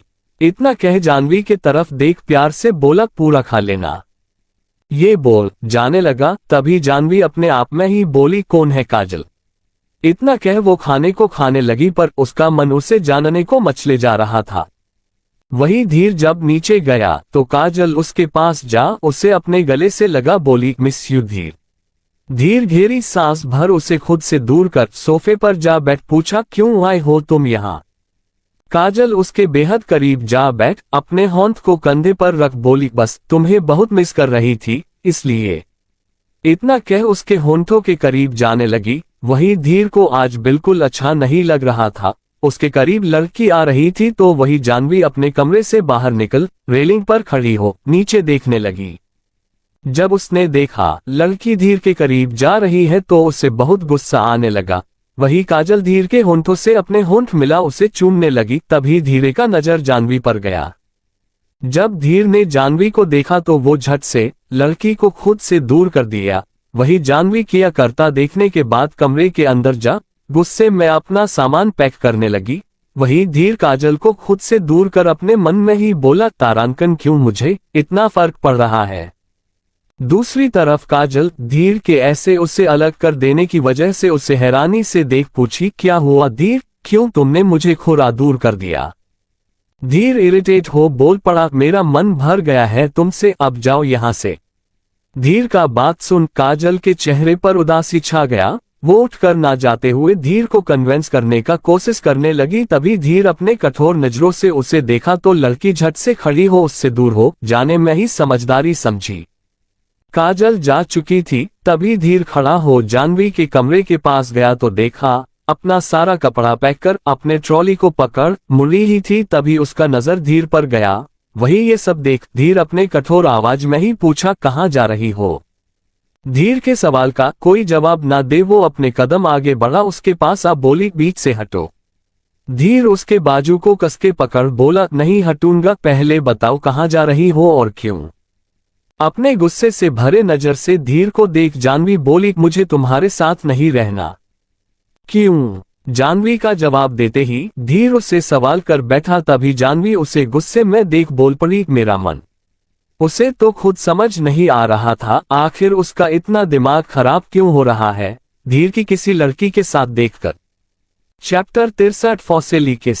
जानवी कोई जवाब ना दे उसे बीच से हटाने का कोशिश करने लगी। तभी धीर उसके होंठ से ट्रॉली को दूर फेंक जानवी को अपने गोद में उठा लिया। जबरदस्ती धीर के ऐसे गोद में उठाने से जानवी चपाते हुए बोलने लगी, मुझे छोड़ो, मुझे छोड़ो। पर धीर उसे ना छोड़ बिस्तर के पास ले जा उसे बेड पर पटक दिया। फिर उसके करीब जा उसके दोनों होंठ ऊपर कर उसके आंखों में देखने लगा। वही जानवी भी उसके आंखों में देखने लगी। तभी धीर कठोरता से सवाल किया, बताओ रीजन। जानवी रीजन ना बता अपने चेहरे को फेर ली। वही धीर उसके चेहरे को देख हो चुका था। धीर उसके चेहरे को अपने तरफ कर अपने आंखों में देखने के लिए उससे मजबूर कर उसके आंखों में देखते हुए उसका नजर उसके होंठों पर जा टिक गया। वही जानवी भी उसे एक टक देखे जा रही थी, बस वो उसके आंखों में देखे जा रही थी। वही उसके होंठों को देख धीर का कंट्रोल खुद से खत्म होता जा रहा था। वो उसके होंठों के करीब जा उसके होंठ को अपने होंठ से मिला उसे पैशनेटली चूमने लगा। अचानक से धीर के ऐसे चूमने से जानवी पहले तो हैरान हो गई, फिर वो अपने हैरानी से बाहर आ छट पीटना शुरू कर दी थी। पर धीर तो उसमें बिल्कुल खो चुका था। वो उसे बस पैशनेटली चूमते हुए अपने होंठ उसके सीने के पास ले जा कपड़े के ऊपर से ही उसके सीने को छूने लगा। धीर के ऐसा करने से जानवी की आंखों से आंसू बहने लगा रहा। वही धीर उसे चूमते हुए जब उसके बहते आंसू को महसूस किया तो उसे चूमना बंद कर अपने होंठ को उसके सीने से हटा उसे छोड़ गुस्से में अपने होंठ दीवार पर जोर का मारा तो जानवी डरकर एकदम शांत खड़ी हो गई थी और उसे हैरानी से अपने आंखों को बड़ा बड़ा कर देखने लगी थी। तभी धीर उसकी तरफ देख अपने होंठ उसके चेहरे पास ले जाने लगा तो जानवी डर से अपने आंखों को बंद कर दी। जानवी के ऐसा करने से धीर अपने होंठ पूछे कर उससे दूर हो उसके बेड के पास जा उसके फोन को ले कमरे से बाहर जाते हुए बोला, यहाँ से तुम कहीं नहीं जा सकती हो जब तक मैं ना चाहूं। इतना कह वो कमरे से बाहर निकल गया। वही जानवी अपने आंखों को झट से खोल उसे हैरानी से देखने लगी। जब वो चला गया तो वो गुस्से में खुद में ही बोली, हिम्मत कैसे हुआ इसका मेरे साथ ऐसा कुछ करने का। इतना कह अपना फोन लेने गई तो देखी उसका फोन बेड पर है ही नहीं। ये देख जानवी गुस्से में अपने ट्रॉली के पास जा अपने ट्रॉली को पकड़ कमरे से बाहर जाते हुए बोली, कुछ भी हो जाए मैं इसके साथ तो अब बिल्कुल भी नहीं रहूंगी। इतना कह वो अपने ट्रॉली को ले नीचे जा मैन दरवाजे के पास गई। दरवाजा लॉक था। जानवी दरवाजे को बहुत खोलने का कोशिश की पर दरवाजा खुलने का नाम ही नहीं ले रहा था। तभी वो ट्रॉली वही छोड़ हॉल के लैंडलाइन के पास जा टेलीफोन उठा नंबर डायल की पर कॉल लग ही नहीं रहा था। तभी धीर आ उसके बेहद करीब जा खड़ा हो बोला, नहीं लगेगा, ना ही तुम यहाँ से कहीं जा पाओगी और ना ही किसी से कांटेक्ट कर पाओगी। धीर के बातों को सुन जानवी उसके तरफ मुड़ गई। दोनों एक दूसरे के बेहद करीब थे। तभी जानवी उसके आंखों में देख गुस्से से भरे आवाज में पूछी, क्यों कर रहे हो तुम मेरे साथ ऐसा? बोलो क्यों कर रहे हो? जानवी बार बार ये सवाल करने लगी तो धीर उसके दोनों बाजू को कसके पकड़ लिया। धीर के ऐसे पकड़ने से जानवी घबरा चुकी थी। वही उसके घबराए नजरों को देखते ही धीर उससे बोल पड़ा, मैं तुम्हें अपना बनाना चाहता हूं। धीर की बातें जानवी को समझ नहीं आ रही थी। वो खुद को छुड़ाने का कोशिश करते हुए बोली, उन लड़कियों की तरह तुम मुझे भी यूज करना चाहते हो? अपना ये चाहत भूल जाओ, मैं कभी तुम्हारे इस चाहता को पूरा नहीं होने दूंगी। जानवी के बातों को सुन धीर उसे अपने बाहों में भर बोला, यूज नहीं करना चाहता, तुमने अपना बनाना चाहता हूं, हमेशा हमेशा के लिए। जानवी को धीर का कोई बात समझ नहीं आ रहा था। वो बस अपने आप को उससे दूर करने का कोशिश करने लगी। वही दूसरी तरफ ब्रेक टाइम हो चुका था। सीरत ब्रेक करने के लिए ना जा अपना काम ही किए जा रही थी। जाती भी क्यों, उसके पास तो इतना भी पैसा नहीं कि वो कुछ खा सके। सभी जा रहे थे लंच के लिए। वही अपने केबिन के वॉल के पास खड़ा अक्ष उसे ना जाता देख सोचने लगा, सीरत खाने क्यों नहीं जा रही है। तभी उसे याद आया सीरत के पास बिल्कुल भी पैसे नहीं है। ये याद आते ही वो रोबिन को कॉल कर दिया। रोबिन कॉल उठा, बोला, यश बॉस, किसी लड़की को सीरत के पास भेजो लंच के साथ। इतना कह अक्ष कॉल कट कर दिया। वही रोबिन को समझ आ चुका था उसे करना क्या है। रोबिन, इस कंपनी की जो भी लड़की उसे ठीक लड़की उसे अपने पास बुला, उसे ऑर्डर दे दिया, साथ ही समझा भी दिया था कि उसे करना क्या है। चैप्टर 64 थप्पड़ मारना। रोबिन का ऑर्डर सुन लड़की वैसा ही कि वो सीरत के लिए लंच ले उसके पास जा मुस्कुराते हुए बोली, हाय सीरत। सीरत मुड़ उस लड़की की तरफ हैरानी से भरे नजर से देखी। वो तो ये सोच हैरान थी कि उसका नाम इस लड़की को कैसे पता चला। वही लड़की उसके तरफ अपना लंच बढ़ा बोली, मेरी फ्रेंड बनोगी। खुद से कोई लड़की उससे दोस्ती करने आई है, ये बात उसे हजम नहीं हो रहा था, पर फिर भी वो मुस्कुराते हुए बोली, हाँ। सीरत का हामी सुन लड़की लंच उसके तरफ बढ़ाते हुए बोली, साथ लंच करे। ये सुन सीरत उसे हैरानी से भरे नजर से देखने लगी। फिर मुस्कुराते हुए बोली, मुझे भूख नहीं है, आप लंच कर लो। सीरत के बातों को सुन लड़की उसे अपने साथ खाने को फोर्स करने लगी। आखिर में सीरत को साथ लंच करने के लिए मानना ही पड़ा। दोनों फिर बातें करते हुए साथ लंच करने लगी। बातें करते हुए सीरत के होंठों पर मुस्कान छाया हुआ था। उसे मुस्कुराता देख अक्ष के होंठों पर मुस्कान छा गया। वो अपने होंठ को शीशे के बने वॉल पर फेरने लगा, जैसे वो उसके चेहरे को छू रहा हो। दूसरी तरफ दिल्ली में आज कॉलेज में बहुत बड़ा फंक्शन था। पलक अपने उदासी को भूलने के लिए डांस कंपटीशन में पार्टिसिपेट की थी। वही पलक के पार्टिसिपेट करने से अमानत बहुत खुश थी, क्योंकि इतने दिन से उदास पलक अमानत को बिल्कुल भी अच्छी नहीं लग रही थी। आज कॉलेज के फंक्शन में बहुत बड़े बड़े चीफ गेस्ट आने वाले थे। धीरे धीरे वक्त बीतने लगा। शाम का वक्त हो गया। कॉलेज फंक्शन स्टार्ट होने को था। वही सभी लोग आने लगे। गेस्ट में फेमस एक्टर मोक्ष ओबरॉय भी था। इस बारे में किसी को भी नहीं पता था, ना ही मोक्ष ने अपनी बहन को बताया था। जब मोक्ष कॉलेज आया तो सभी उसे घेर लिए। वही पलक रेडी हो रही थी।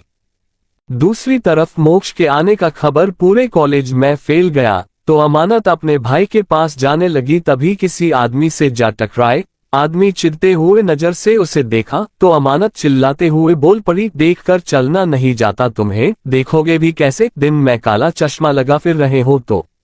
अमानत की खूबसूरती जय के दिल को भा गया था। कर उसका इतने एटीट्यूड से वो भी गलती उसका था। गकरी से टकराए वो, देखकर वो नहीं चल रही थी, ऊपर से उसे सुनाई भी वो।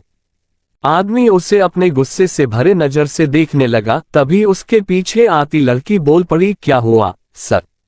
जाए गुस्से में लड़की को देख बोला, कौन है ये लड़की जो मुझसे बदतमीजी करके गई?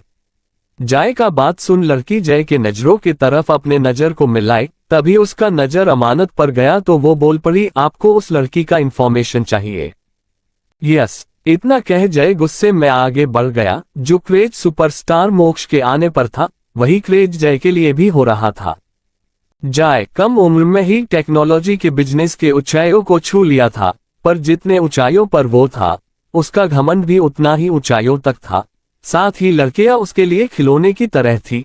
वो किसी लड़की को भाव नहीं देता, बस लड़कियों को एक रात का सामान समझता था, पर खूबसूरती उसकी कमजोरी थी। वो हर खूबसूरत चीज को अपने पास रखना चाहता था, वो सामान हो या लड़की, और वो अपने सामने वो सभी को अपने से छोटा समझता था। वो आगे बढ़ने लगा, उसे भी देख लड़कियां उस पर घायल हुए जा रही थी, पर जय सभी को इग्नोर किए जा रहा था। वही अमानत सभी को साइड करते हुए अपने भाई के पास चली गई, फिर उसे अपने साथ ले जाने लगी। कुछ वक्त जय बाद सभी चीफ गेस्ट, बाकी के कॉलेज मेंबर और आते गेस्ट बैठ गए। सभी के बैठने के बाद फंक्शन स्टार्ट हो गया। शुरुआत में सभी का स्वागत शायरी के साथ किया गया था, फिर एक एक कर सारे फंक्शन शुरू हो गए। कुछ फंक्शन पार होने के बाद पलक का टर्न आया।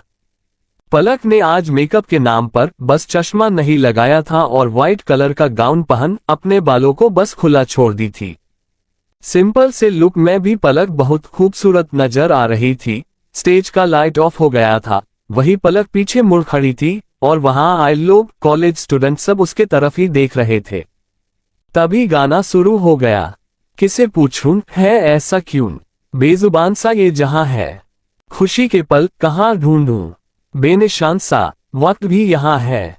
गाने के लिरिक्स के साथ पलक आगे मुड़ गाने के साथ जैसे ही डांस करना शुरू की, सभी उसके तरफ ही देखने लगे। पलक इतनी खूबसूरत लग रही थी कि सबकी आंखें उस पर जा टिक गया था और झपकना तक भी रुक गया, यहाँ तक कि मोक्ष और जय का भी यही हाल था। तभी मोक्ष ने अपने नजरों को घुमाया, सभी पलक के खूबसूरती के दीवाने हुए जा रहे थे। ये देख देख कर मोक्ष का खून खोले जा रहा था। वही गाने के धुन में नाचते हुए पलक का एक नजर मोक्ष पर गया। तभी पलक के बड़े बड़े खूबसूरत हेजल आंखों में हल्का आंसू भर गया। ये देख मोक्ष का दिल धड़क उठा। तभी उसके बगल में बैठा जय खुद में ही बोला, ब्यूटीफुल। ये सुन मोक्ष उसके तरफ अपने कठोर नजरों से देखा। वही जैसे ही पलक का डांस खत्म हुआ, जय अपने होंठों पर अंगूठी को फिर उसे अपने शैतानी से भरे नजर से देखा। जय के बारे में सब जानता था, मोक्ष भी। उसे उसके हरकत को देख देख कर बहुत गुस्सा आ रहा था। डांस खत्म होते ही तालियों का शोर पूरे हॉल में गूंजने लगा। वही पलक झुककर सबका शुक्रिया अदा करने के बाद मोक्ष को पूरा इग्नोर कर वहां से जाने लगी। वही मोक्ष भी अपने जगह से उठ पलक के पास जाने लगा। वही जय के नजरों में पलक बस सी गई थी, पर जब उसने मोक्ष को गुस्से में उसके पास जाता देखा तो उसे दोनों के बीच का केमिस्ट्री इंटरेस्टिंग लगने लगा। साथ ही उसके शैतानी दिमाग में कुछ चल भी रहा था। उसने अपने मन में ही बोला, मोक्ष, तुम्हें और तुम्हारे भाइयों के साथ मैं ऐसा कुछ करूंगा जिसे तुम जिंदगी भर याद रखोगी। जय अपने मन में बोले जा रहा था। वही मोक्ष पीछे पलक के पास जा उसके होंठ को पकड़ अपने साथ ले जाने लगा, तो पलक अपने होंठ को छुड़ाते हुए गुस्से में बोली, क्या कर रहे हो, मेरा होंठ छोड़ो। पर मोक्ष उसके होंठ को ना छोड़ उसे किसी खाली क्लासरूम के अंदर ले जा क्लास डोर बंद कर दिया। तो पलक गुस्से में उसे देख पूछ पड़ी, क्या है ये सब, अगर किसी ने देख लिया तो। इतना कह वो आगे बढ़ दरवाजा खोलने को हुई, पर तभी मोक्ष उसके होंठ को पकड़ उसे दरवाजे से लगा। उसके दोनों होंठ को ऊपर कर अपने एक होंठ में पकड़ उसके होंठों को जबरदस्ती कुरूलता से चूमते हुए अपने एक होंठ से उसके ड्रेस को ऊपर उठाने लगा। वही पलक बस अपने आप को उससे दूर करने का कोशिश किए जा रही थी। चैप्टर 65। तभी उसके होंठों को कुरूलता से चूमते हुए अपने होंठ को उसके कोमल हिस्से पर ले जा छूने लगा। वही मोक्ष के ऐसे जबरदस्ती करने से पलक के आंखों से आंसू गिरने लगा, पर मोक्ष उसे चूमना बंद कर उसे कुरूलता से देख कठिरता से बोला, तुम्हारी हिम्मत कैसे हुई अपने खूबसूरती को मेरे अलावा किसी और दिखाने का। इतना कह उसके होंठ को छोड़ उसके ड्रेस को उसके शरीर से निकालने लगा। तभी पलक किसी तरह अपने शरीर का पूरा दम लगा उसे खुद से दूर धकेल मोक्ष के गाल पर एक चांटा खींचकर लगाए। पलक के ऐसा करने से मोक्ष का गुस्सा बढ़ गया। मोक्ष उसे कठोरता से देखा तो पलक डर से दीवार पर जा चिपक अपने सहमे नजर से मोक्ष को देखने लगी थी।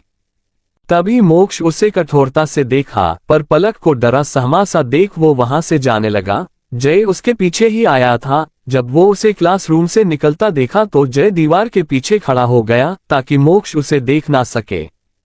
मोक्ष के जाने के बाद पलक अपने आंसू पोंछ बाहर आए तो उसे देख जय उसके पास जाने को था। तभी अमानत वहां आ पलक के पास गई।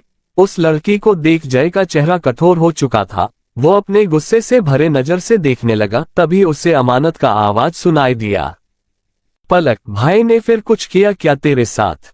भाई, ये शब्द सुन जय के होंठों पर शैतानी मुस्कान छा गया। वही पलक अपने चेहरे को बस ना हिला दी तो अमानत उसे बोल पड़ी, यार मुझसे झूठ मत बोल, अपने बचपन की दोस्त से।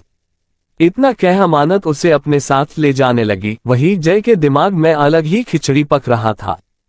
दूसरी तरफ मध्य प्रदेश में आरजू अपने जानवर के फार्म में बैठी थी। तभी उसके कान में उससे बेहद ही अट्रैक्टिव पर डरावना आवाज सुनाई दिया, बेबी इस वक्त अकेले यहाँ रहना सेफ नहीं है।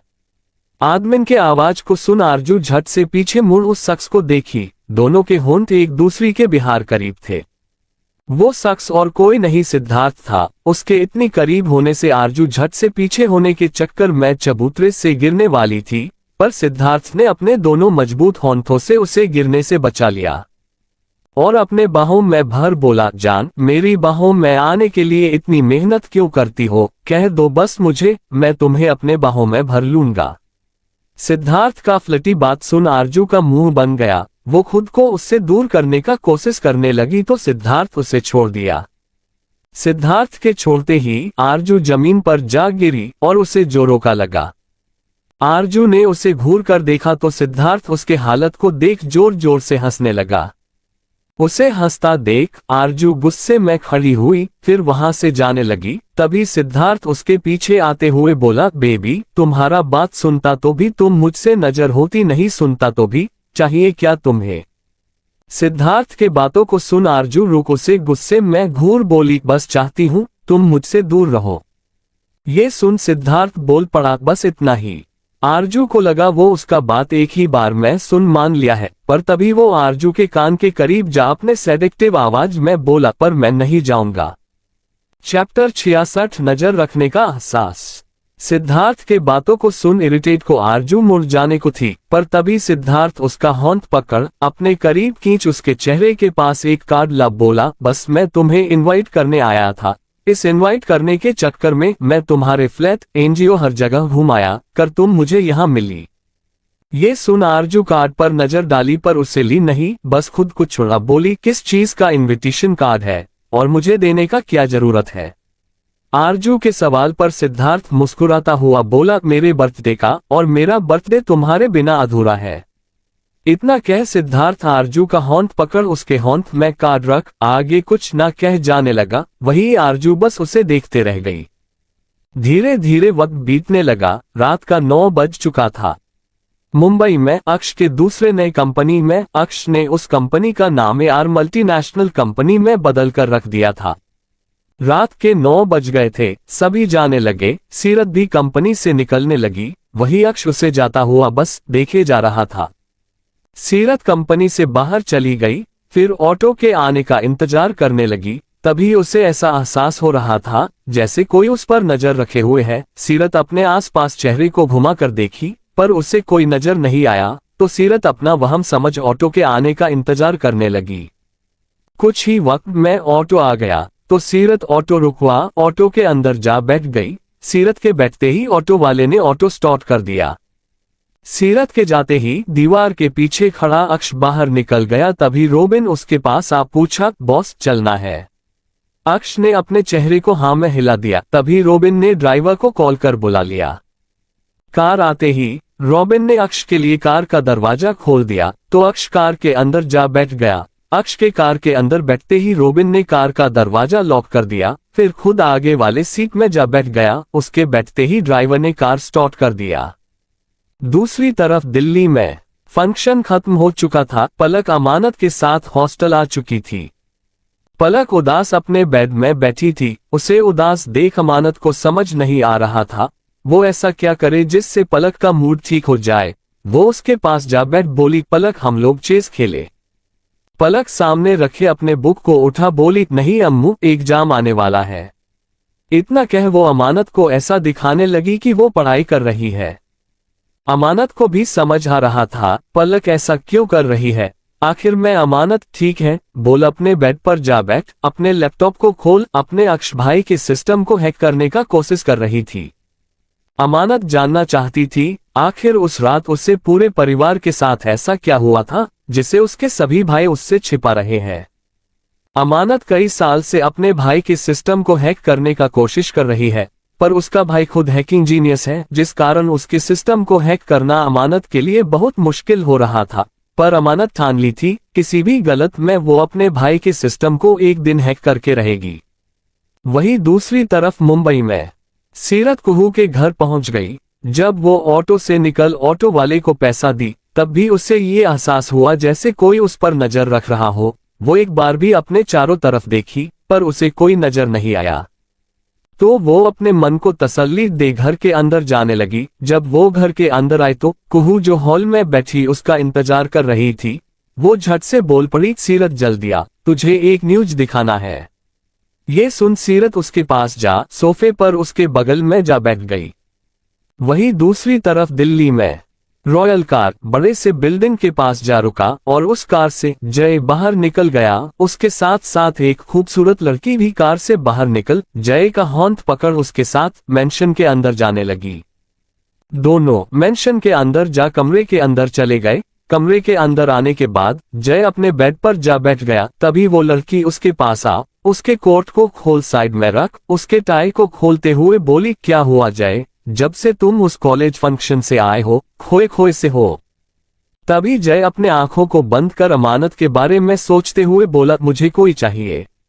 लड़की को बहुत अच्छे से पता था लड़कियां बदलना जय का आदत था। लड़की उसके टाई को बाहर निकाल उसके शर्ट के बटन को खोलते हुए बोली, बस ऑर्डर दो जय, वो लड़की जो भी हो तुम्हारे सामने होगी। जय उस लड़की के होंठ को पकड़ उसे अपने बाहों में खींच बेड पर लेटा उसके गर्दन पर अपने होंठ को रख उसके होंठों के करीब जा बोला, वो लड़की मुझे हमेशा हमेशा के लिए चाहिए। ये बात सुन लड़की हैरान हो गई थी। वही जय अपने होंठों को उसके गर्दन के पास के जा उसके गर्दन पर कठोरता से चूमते हुए अपने मन में ही बोला, अक्ष अब इस खानदान की दुश्मनी में तुम्हारी प्यारी बहन अमानत से निकलूंगा।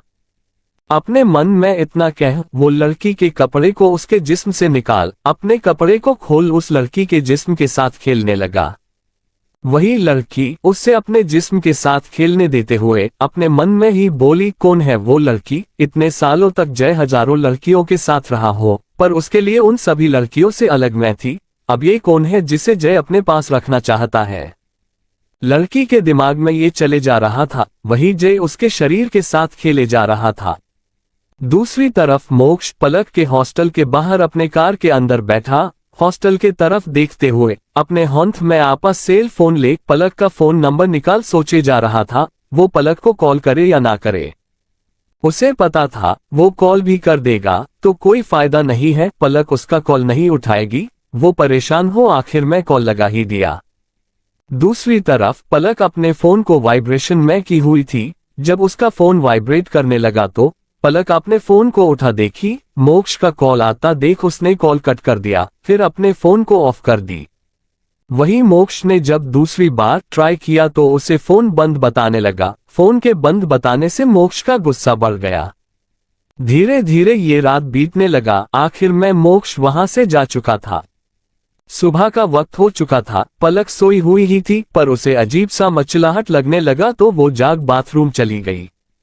वही दूसरी तरफ अमानत का भी नींद खुल चुका था। पलक को ऐसे बाथरूम जाता देखी तो वो चिल्लाते हुए पूछी, क्या हुआ पलक, तू ठीक तो है ना।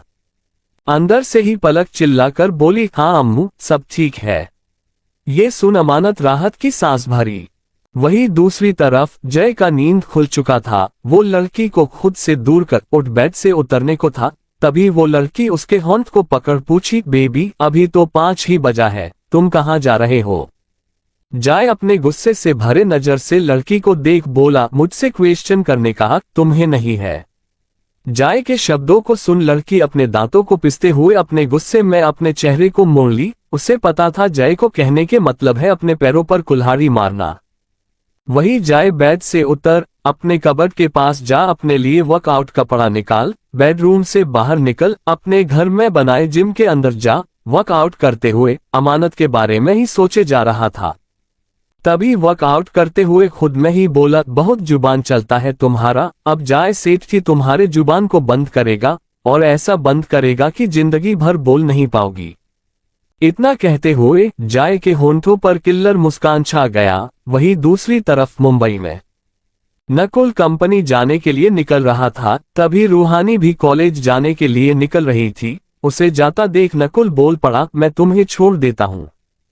जरूरत नहीं, इतना कह रूहानी जाने लगी। तभी नकुल अपने मन में ही बोला, जब से गर्लफ्रेंड बनी है बस नखरे ही दिखती रहती है।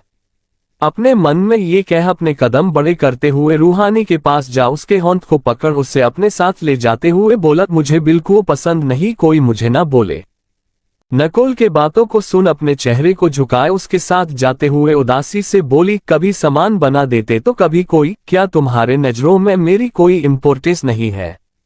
रूहानी के बातों को सुन नकुल रुक गया, उसके साथ रूहानी भी रुक उसके तरफ देखने लगी। तभी नकुल प्यार से बोला, तुम मेरे लिए सबसे ज्यादा इम्पोर्टेंट हो रूहानी। चैप्टर 67 अच्छा ना लगना। नकुल के बातों को सुन रूहानी उसके आंखों में देखते हुए ही बोली, तो मुझसे ही इतने खफा रुट क्यों रहते हो? रूहानी के सवाल को सुन नकुल उसे खुद के करीब खींच उसके गर्दन को किस करते हुए कान के करीब जा अपने सेडेक्टिव आवाज में बोला, हक तो अपनों पर ही जताया जाता है ना, और तुम मेरी अपनी हो और ये मेरा हक जताने का तरीका है। नकुल के सेडेक्टिव आवाज में जब रूहानी के कानों में पड़ रहा था तो उसका चेहरा टमाटर की तरह लाल हो गया था। साथ ही उसके कहे बातों को सुन रूहानी निशब्द रह गई थी। कार के पास आ तभी नकुल ने रूहानी के लिए कार का दरवाजा खोल दिया। कार का दरवाजा जैसे हो नकुल ने खोला, रूहानी मुस्कुराते हुए नकुल को देखी, फिर कार के अंदर जा बैठ गई। रूहानी के कार के अंदर जा बैठने के बाद नकुल ड्राइविंग सीट पर जा बैठ कार स्टार्ट कर दिया। वहीं दूसरी तरफ अक्ष कंपनी जाने के लिए तैयार हो रहा था। आज उसे कंपनी जाने का बहुत जल्दी था। जल्दी तो उसे कंपनी जाने का नहीं बल्कि सीरत को देखने का था। वही सीरत भी जल्दी से नाश्ता कर भागते हुए निकल गई। इतनी मुश्किल से जॉब मिला है और वो अपने लेट होने की वजह से को नहीं सकती थी। दूसरी तरफ दिल्ली में पलक अमानत कॉलेज जाने के लिए निकल गई। आज पलक को बिल्कुल भी अच्छा नहीं लग रहा था। दोनों कॉलेज पहुंच क्लास चली गई। क्लास जाने के बाद दोनों अपने सीट पर जा बैठ गई।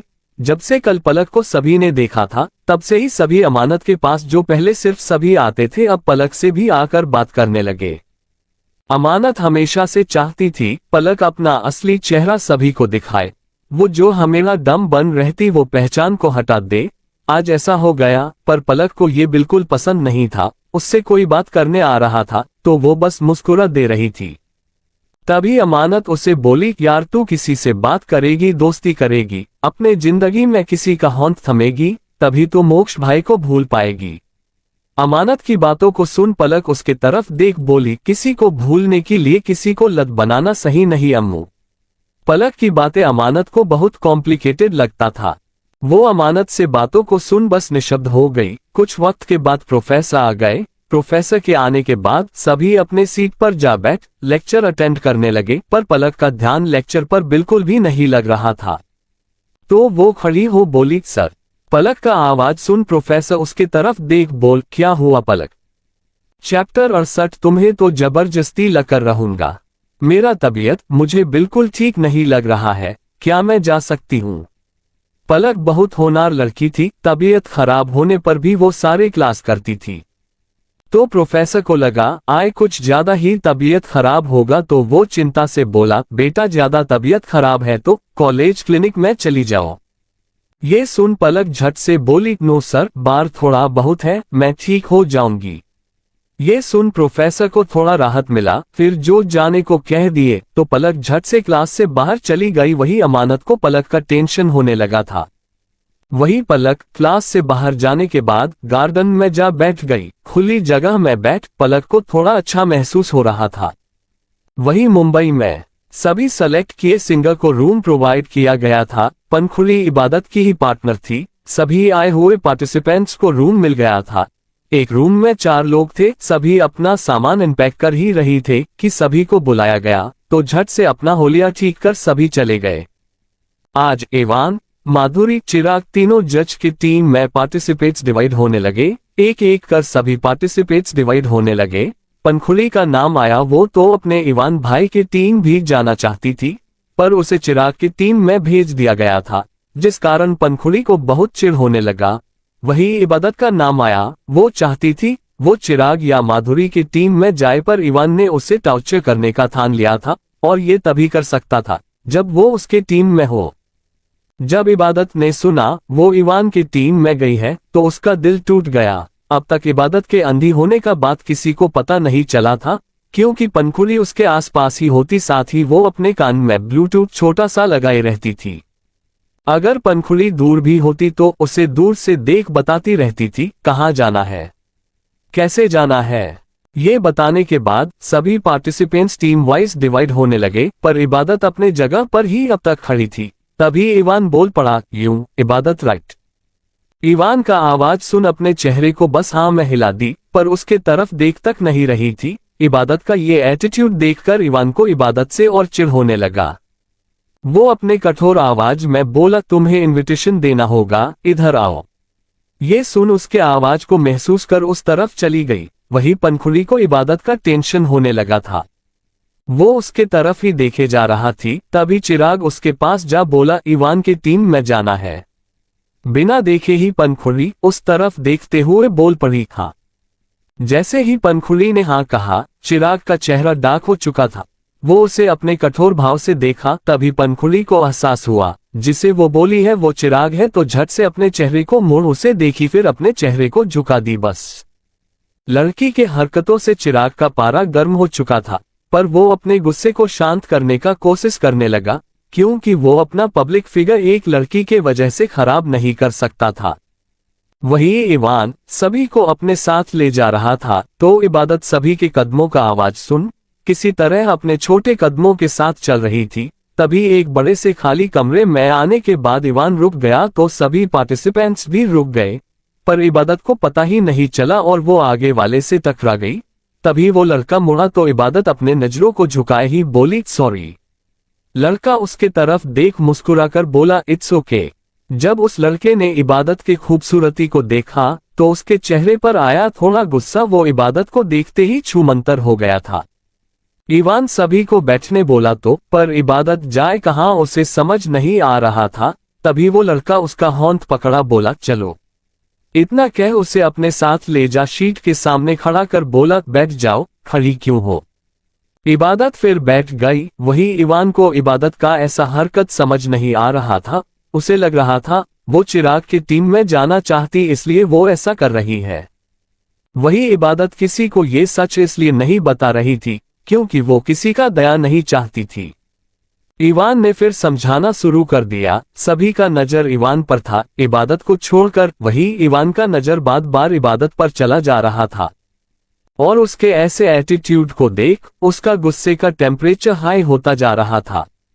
दूसरी तरफ पंखुड़ी का ध्यान चिराग जो बता रहा था उस पर बिल्कुल भी नहीं था। वो परेशान हो इबादत के बारे में बस सोचे जा रही थी। पंखुड़ी को उसके बात पर ध्यान न देता देख चिराग का गुस्सा बढ़ता जा रहा था। उसका मन तो कर रहा था वो अभी के अभी पंखुड़ी को डिस्क्वालीफाइड कर दे, साथ ही उसका पूरा लाइफ भी बर्बाद करके, पर मजबूरी था, वो कुछ कर नहीं सकता था। दूसरी तरफ कंपनी में सीरत परेशान हो अपना काम कर रही थी। जब अक्ष ने सीरत के चेहरे पर परेशानी देखा तो रोबिन को कॉल लगा दिया। रोबिन का फोन जैसे ही बजा वो झट से कॉल उठा, बोला, यस सर। सीरत को कोई हार्ड वक्त देने का जरूरत नहीं है, उसे कोई इसी वक्त दो। इतना कह अक्ष कॉल कट कर दिया। वही रोबिन परेशान हो चुका था। वो ऑलरेडी सीरत को बहुत आसान काम मैनेजर को देने बोल दिया था। मैनेजर ने उसे आकर चेक भी कराया था, अब वो इससे इसी क्या काम दे। फिर भी कोई इसी और कुछ काम बचा है, ये देख उसने मैनेजर को बुला सीरत को देने को कह दिया। तभी सीरत के पास एक लड़की जा बोली, सीरत मैं ये देख लूंगी, तुम बस इस सारे फाइल्स में इस फाइल को देख कर एक्शन कर दो। ये सुन सीरत बोल दी, ओके मैम। सीरत जा जवाब सुन वो लड़की चली गई। फिर सीरत वो काम करने लगी, पर अब भी सीरत के चेहरे पर परेशानी था। ये देख अक्ष बोल पड़ा, बात क्या है किटन, इतनी परेशान क्यों हो तुम, खुद में हो सवाल कर। तो रोबिन को फिर कॉल किया। इस बार फिर अक्ष का कॉल आया तो कॉल उठाने से पहले रोबिन बोला, अब सीरत को क्या काम दूंगा, कोई इसी काम नहीं बचा। खुद में ही इतना कह उसने कॉल उठा लिया। तभी वो कुछ कहता इससे पहले ही अक्ष बोल पड़ा, के बिनाओ। ओले बॉस, ये सुन अक्ष फोन रख अपने चेहरे पर जा बैठ गया। वही रोबिन अपने चेयर से उठ अक्ष के पास जाने लगा। वही दूसरी तरफ रूहानी अपने क्लास को छोड़ ग्राउंड में थी। तभी उसके पास एक लड़का आ उसका नाम किया रूहानी। ये आवाज सुन वो झट से उसके तरफ देखी। तभी वो लड़का बोल पड़ा, रूहानी मैं तुम्हें इतनी बार प्रपोज कर चुका हूं पर तुम हो कि हाँ बोलती ही नहीं हो, आखिर प्रॉब्लम क्या है। रूहानी कोई जवाब ना दे जाने वाली थी। तभी लड़का उसके होंठ को कसके पकड़ लिया। उसके ऐसा करने से रूहानी घबराते हुए अपने होंठ को छुड़ाने का कोशिश करने लगी। तभी लड़का बोल पड़ा, आज तो तुमसे हाँ करवा कर रहूंगा जाने मन। चैप्टर 69 बेहोश पलक। इतना कह उसे अपने साथ जबरदस्ती ले जाने लगा। क्लास का टाइम था, जिया कारण सब अपने क्लास में थे, जिस वजह से वो लड़का रूहानी के साथ ऐसा कर रहा कोई देखा ही नहीं था। वो लड़का उससे शांत जगह ले गया जहां जल्दी कोई आता जाता नहीं था। उसे वहां ले जा जमीन पर धकेल दिया, जिस कारण रूहानी का पैर मुड़ चुका था और उसके होंठ पैर में चोट भी आ गया था। वो खड़ी होने का कोशिश कर रही थी पर हो नहीं पा रही थी। तभी वो लड़का उसके करीब जाने लगा तो डर से रूहानी अपने आंखों को बंद कर ली। तभी वो लड़का रूहानी को छूने ही जा रहा था, तभी किसी ने उसे एक लात मारा और उसके एक लात से ही वो लड़का दूर फेंका गया था। तभी वो लड़का गुस्से में उस तरफ देखा पर जिसने उसे मरा था उसका चेहरा देख उसके चेहरे पर डर छा गया। वो झट से खड़ा हो वहां से 100 के रफ्तार में भाग गया। वही वो शख्स नकुल था। रूहानी ने अपना प्रोजेक्ट फाइल कार में ही छोड़ दिया था। जब नकुल कंपनी पहुंच गया तब उसे रूहानी का प्रोजेक्ट फाइल नजर आया था तो वो उसे देने कॉलेज आ गया। पर वो रूहानी के क्लास गया तो उसे पता चला वो क्लास में नहीं है। फिर नकुल उसे पूरा कॉलेज ढूंढा। तब नकुल को नजर आया कोई उसकी रूहानी के साथ जबरदस्ती करने का कोशिश कर रहा था। ये देखते ही नकुल का खून खोल गया। वो तो उसका जान लेना चाहता था पर रूहानी को डरा सहमा सा देख उस लड़के को छोड़ जमीन पर बैठ रूहानी के सिर पर अपना होंठ रखा। वो रूहानी और भी अधिक डरकर सहम गई। तभी नकुल प्यार से उसका नाम लिया, रूहानी। नकुल के आवाज को सुन रूहानी को थोड़ा सुकून मिला। वो फिर अपने डरे सहमे चेहरे को उठाकर नकुल के तरफ देखी और उसके सीने से जा लगी और फुट फुट कर रोने लगी। तभी नकुल उससे दूर हो उसके आंसू को पोंछ उसे अपने गोद में उठा लिया। फिर कॉलेज से उसे बाहर ले जाने लगा। कॉलेज गेट से बाहर ले जाने के बाद नकुल उसे अपने कार में ले जा बैठा दिया। फिर खुद भी ड्राइविंग सीट पर जा बैठ कार स्टार्ट कर दिया और उसे अपने साथ ले जाने लगा था। वहीं दूसरी तरफ दिल्ली में पलक कॉलेज से बाहर निकल सड़कों पर चल रही थी। तभी वो बीच सड़क में ही बेहोश हो गई। तभी उसके सामने एक कार रुका। वो कार के बाहर निकल लड़की की तरफ देखा। लड़की उसे पता नहीं क्यों लग रहा था जैसे वो इसे जानता हो। वहां भीड़ भी इकट्ठा हो गया था। उस लड़के का कोई गलती भी नहीं था पर फिर भी सभी उसे बोलने लगे। तभी वो लड़का पलक को अपने गोद में उठा कार के अंदर लेता ड्राइविंग सीट पर जा बैठ गया। लड़का जब खुद ही हेल्प कर रहा है तो बाकियों ने कुछ ना कहा, अब उसके कार को जाने दिया। वही वो लड़का उसे हॉस्पिटल ले जाने लगा। कुछ ही वक्त के बाद हॉस्पिटल आ गया। कार हॉस्पिटल के पास रोक लड़का कार से बाहर निकल पीछे का दरवाजा खोल पलक को अपने गोद में उठा हॉस्पिटल के अंदर जाने लगा। हॉस्पिटल के अंदर जा उसे एडमिट किया। तभी डॉक्टर पलक का चेकअप की। एक पल के लिए तो वो हैरान थी क्योंकि लड़की का आगे डॉक्टर को ज्यादा नहीं लग रहा था पर फिर भी वो बाहर आ बोली, आपकी वाइफ प्रेग्नेंट है। ये सुन लड़का झट से बोला, वो मेरी वाइफ नहीं है, मुझे तो वो रास्ते में बेहोश मिली थी। लड़के का बात सुन डॉक्टर शर्मिंदगी से बोली, सॉरी। इतना कहने के बाद डॉक्टर सोचने लगी आखिर उस लड़की को 18-19 साल में प्रेग्नेंट करने वाला कौन है। वही लड़के के दिमाग में भी वही चल रहा था। तभी लड़का बोल पड़ा, इट्स ओके, वैसे उसे होश कब आएगा। लड़का का सवाल सुन डॉक्टर जवाब दे दी, आधा 1 घंटा में होश आ जाएगा। इतना कह वो डॉक्टर चली गई। वही लड़का वार्ड के अंदर जा हॉस्पिटल बेड पर लेटी लड़की को देख उसके पास जा बैठ उसके चेहरे को देखते हुए बोला, तुम मुझे पलक की तरह क्यों लग रही हो। पलक को देखते ही ये सवाल करने के बाद फिर बोल पड़ा, अगर तुम पलक हो तो फिर ये बच्चा। इतना कह वो रुक गया और बस उसे देखने लगा। ऐसे ही आधा घंटा बीत चुका था। तभी लड़के का फोन बजा तो कॉल उठाया और दूसरे साइड का बात सुन बोला ओके मैं आता हूं। इतना कह फोन कट कर लड़की के तरफ देखा, फिर खड़ा हो बाहर जा नर्स से बोला जब तक मैं ना आऊं लड़की का डिस्चार्ज नहीं होना चाहिए। इतना कह वो चला गया। वही उसके जाते ही पलक को होश आ चुका था। वो अपने आप को हॉस्पिटल बेड पर पाए। वो झट से हॉस्पिटल बेड से उतर वार्ड से बाहर निकल अपने आसपास देखी, सभी अपने में बिजी थे। वो एक नर्स के पास गई, पर वो इतनी जल्दी में थी को पलक के तरफ देखी तक नहीं। और तो और जिस नर्स को वो आदमी बोल कर गया था वो भी वहां नहीं थी। तो पलक रिसेप्शन के पास जा जिस रूम में एडमिट थी वो रूम नंबर बता, पूछो मैं उस रूम नंबर में एडमिट थी, मुझे जानना है। मैं इससे आगे वो कुछ कहती तभी जिसने पलक का चेकअप किया था वो डॉक्टर आप बोली आपको होश आ गया। इतना कह मुस्कुराते हुए आगे बोली वैसे इतने कम एज में बच्चा कंसीडर करना सही नहीं होता, पर आप बच्चा रखना चाहते हैं तो कोई प्रॉब्लम भी नहीं है। डॉक्टर का बात सुन पलक हैरान थी। वो उसे हैरानी से देख पूछी क्या बच्चा? इस सवाल पर डॉक्टर बोल पड़ी हाँ बच्चा, आप प्रेग्नेंट है। ये सुन पलक को झटका मिला, वो जैसे टूट गई थी। वो आगे कुछ ना सुन जाने लगी। लड़की को इतना परेशान जाता देख डॉक्टर को कुछ सही नहीं लग रहा था। पलक हॉस्पिटल से निकल पैदा ही रोते हुए चलने लगी और रोड के किनारे छोटे से पार्क को देख पार्क के अंदर जा वो पार्क में लगे बेंच पर जा बैठ फुट फुट कर रोने लगी।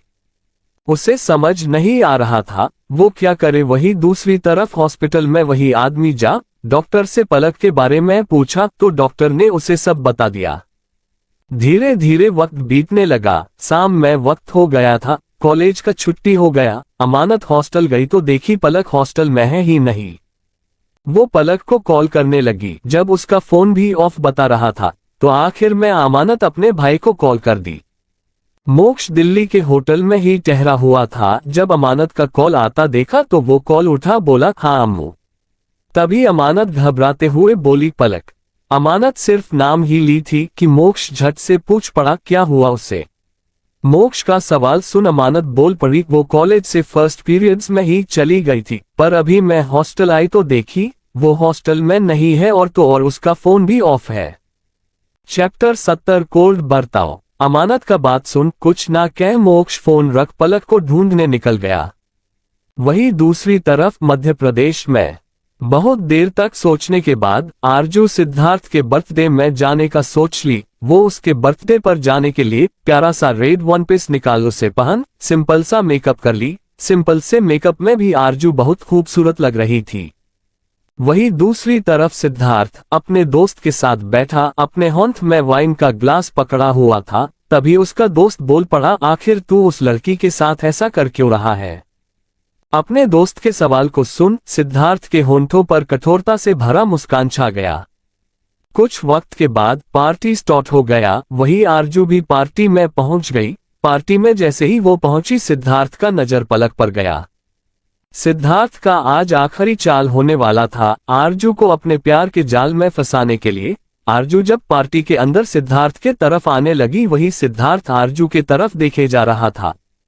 आज आरजू इतनी खूबसूरत लग रही थी कि सिद्धार्थ का दिल ऐसा धड़कने लगा कि उसकी सांसें गले पर हो जा अटक गया।